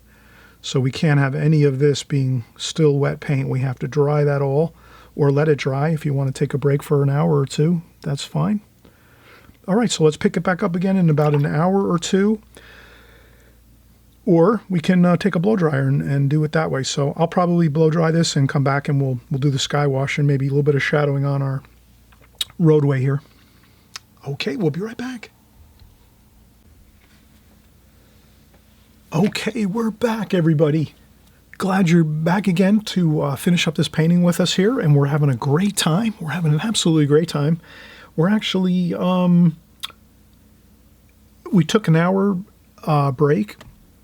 And in this case, I did not blow dry this. I just gave it about an hour, so I'm back from about an hour break, and everything seems to be pretty dry. So I'm just checking. Yep, everything's perfectly dry for the sky area. We said we were going to do the sky next, the sky wash, so we want to make sure everything along this sky here, along the anything that is adjoining the sky area, we want to make sure that's all 100% dry. And also, too, we're going to do some washes on this road, so we want to make sure anything there is dry, too, and that's all good. So we're ready to go here. So I cleaned, I got some fresh water in my water pail, and let's keep up with our good painterly habits. We'll just wash up our palette here, clean up our palette with a little paper towel and water. And that's going to produce better looking washes with cleaner colors.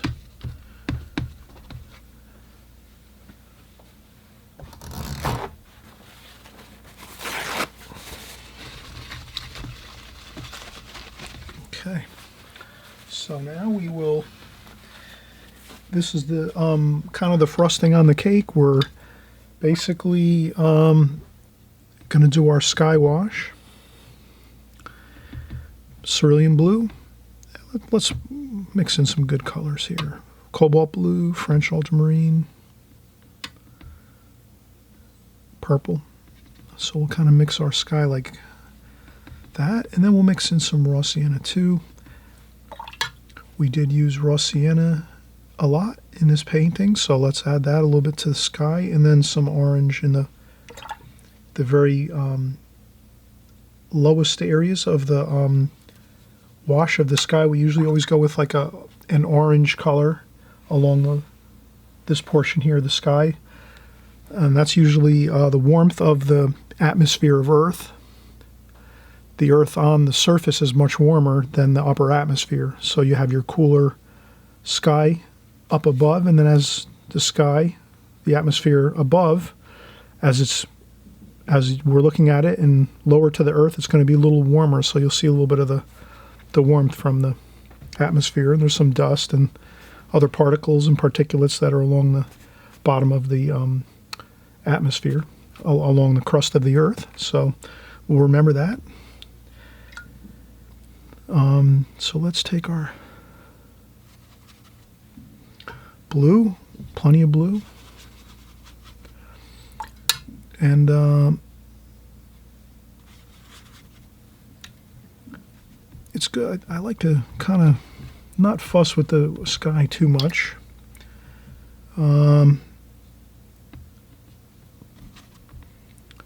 Putting a little bit of burnt sienna in that wash too can be good.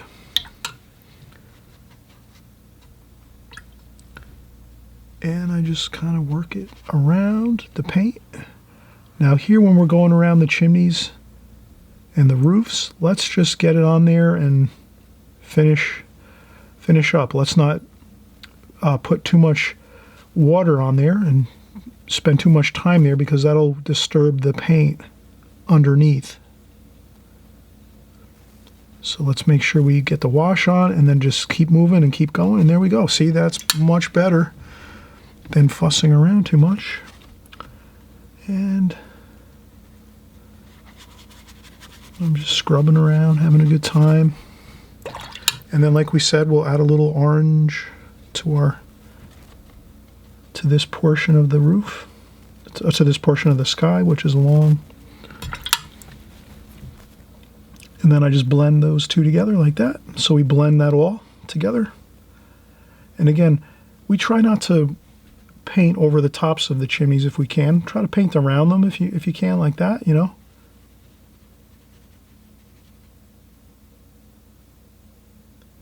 And this way it won't disturb the paint too much. And then, you know, if it does happen, no big deal. You can kind of watch it with your, you can have a tissue handy and watch the chimneys. If you see anything starting to bleed and blossom and cauliflower, you can dab up a little bit of paint with the tissue. Or you can just take the tissue anyway once you put the wash down, and then just go really lightly along the tops like that, just to get up any excess water. And if you see a spot that's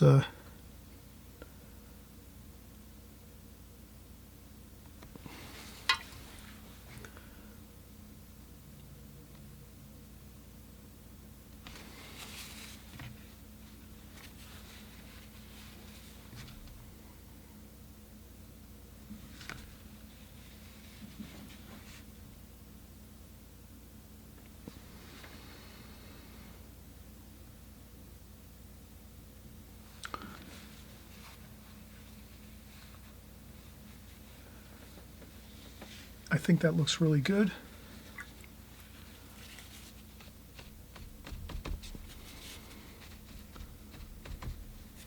Okay, so we dab a little bit if you want to lift up anything you see that might be bothering you. Everyone's different. You might be happy with it, the way it looks the first wash. But I find that this type of painting is better to just less is more. Less going over it again and again and again is better. If you can just get it done in, you know, like we did it in really 3 washes. We did the first wash, the roofs, and some, you know, and the bushes and the trees. Second wash, we did the shadows. And now we're on the third wash, we're doing the sky. We'll do some shadowing here. So if you can, 2 or 3 washes really is max, I think, for this kind of a painting. So let's make a shadow color. So purple and cerulean blue looks pretty good. And we're going to do some mystery shadows. So to make the painting look better, burnt sienna, maybe a little too. To make the painting look a little better, we might just put a few shadows here. And you can adjust the color if you want more purple. That looks better, purple and some blue.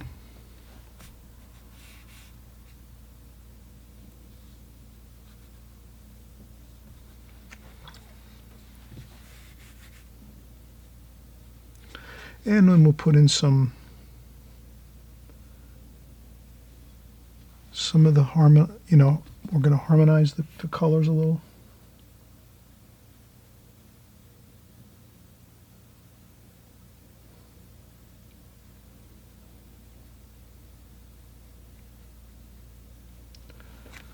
So those are some trees that we don't see, but they're there in the shadows. And we might even do a little more. Actually, we might do a little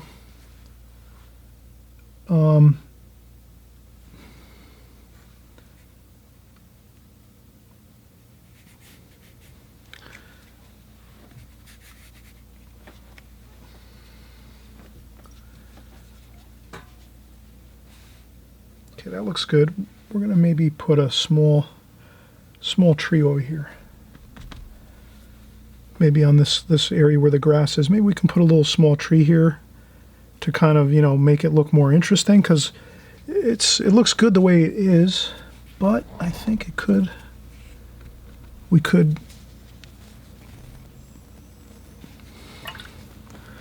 make it a little more.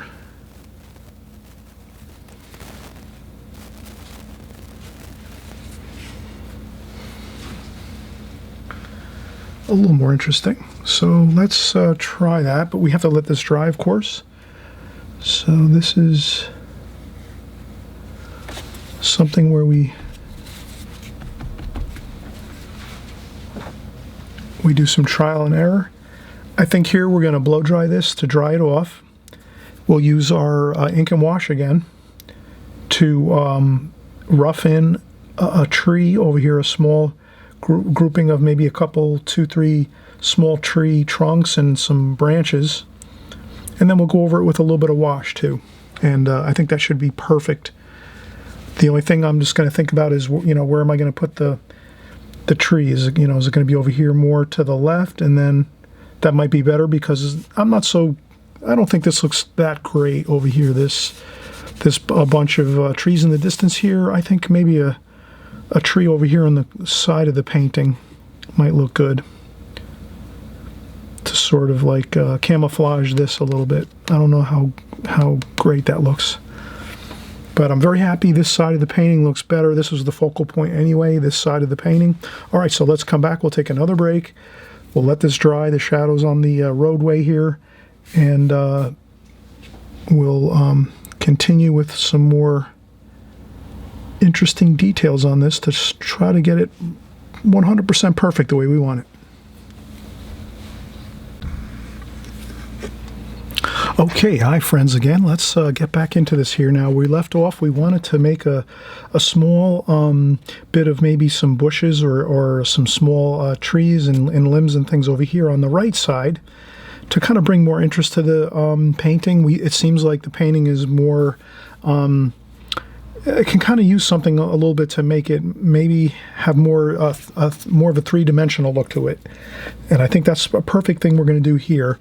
And sometimes when you try something like I'm going to do now, which is add something in, sometimes it's not going to work, and it's no reason to feel like the painting didn't work or anything, especially when you can crop things down. Like I always say, crop your paintings down. If you find you have just one small area in your painting that looks great, crop it down and just crop out an area that maybe didn't come out so good if you try something on an area of your painting and it doesn't work. Does that make sense? So let's say we try something over here on the right hand side and it doesn't work out. Well, we can always crop the painting down and make it smaller, you know, like that.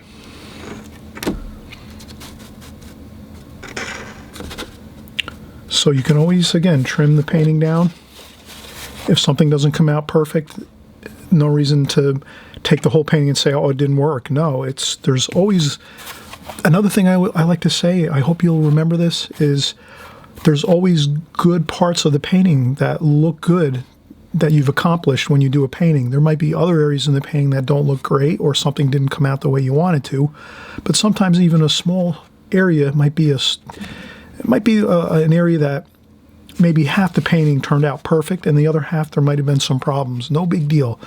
Enjoy the good parts that came out just the way you wanted to, and then the other parts that maybe didn't come out perfect, well, then you just say, hey, the next time I'm painting, I'm going to remember maybe to kind of stay away from doing that or this or the other thing.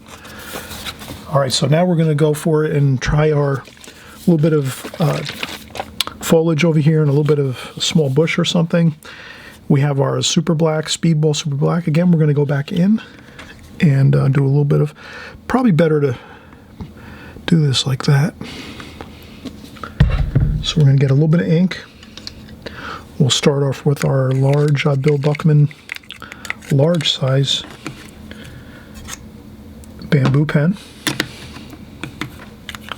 And already I spilled some ink, so I'm going to get my paper towel.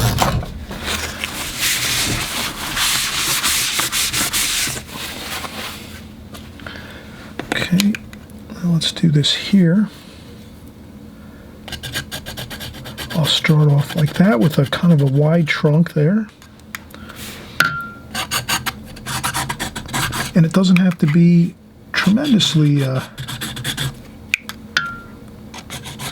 big or anything like that, or, you know, it doesn't have to be incredibly loud, so to speak, in the painting, because just a small bit of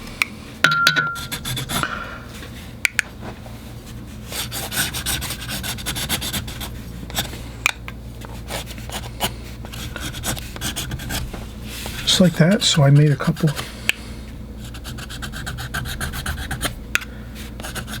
like that, some trunks and things, and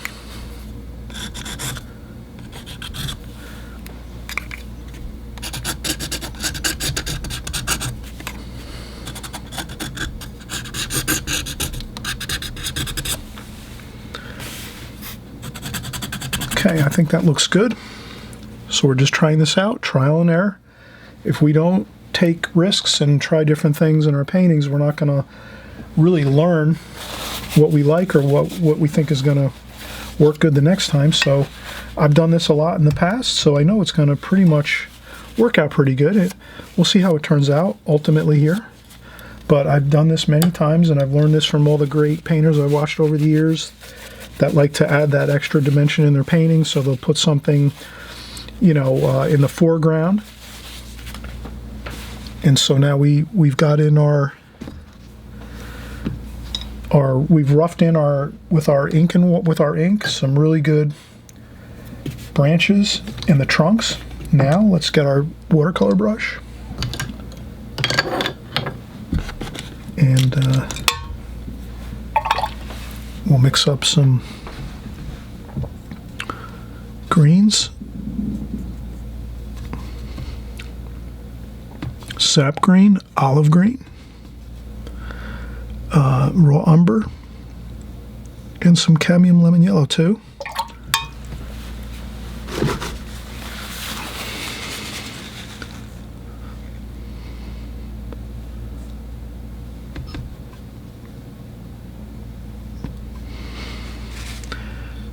Now what we can do is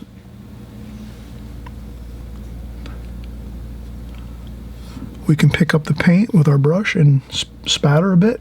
That always looks good. Gives it that light feel so that we can see through it.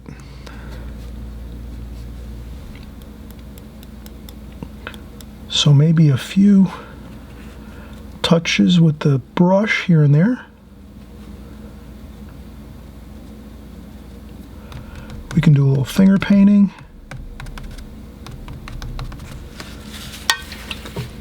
This will look better with a little more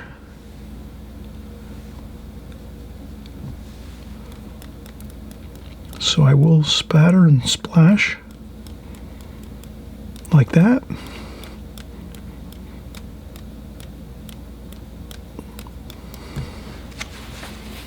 And I think that looks good. I wouldn't keep working on it too much. I think that would just look good the way it is. Again, overworking can sometimes, it'll lose its effect of looking good if there's too much going on with it. So I'll take a little more brown and green, sap green, burnt umber, and raw umber and burnt sienna, and just maybe make a little more, some ground foliage there, some dark, maybe a little bit of French ultramarine blue.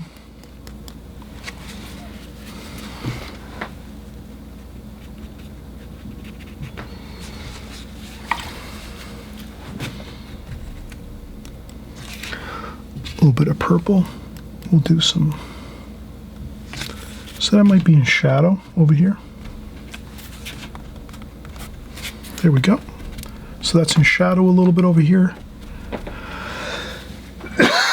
Excuse me. And I think what will happen is once we put the mat on this and have it framed, you really won't be too concerned with this area. We can crop that bit out. So always remember too, when you're going to put a mat on your painting and frame it, you can trim it down a little bit. All right, so let's get ready here, and we'll start to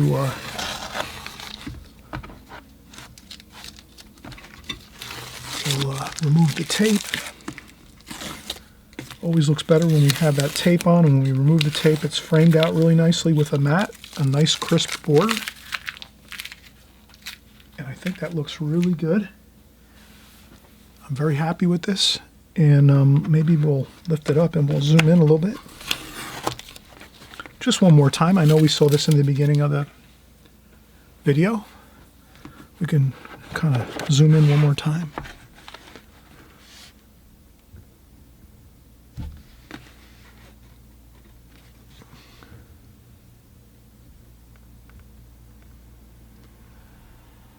And I think that looks good. Okay, everyone, thanks again for watching. Thanks for coming by. I appreciate it. I'm really thankful and happy that everyone is having fun learning new things in watercolor. This ink and wash technique is a great technique. I hope you'll try it. And we'll see you on the next video. Thanks again, and we'll talk to you soon. Bye-bye.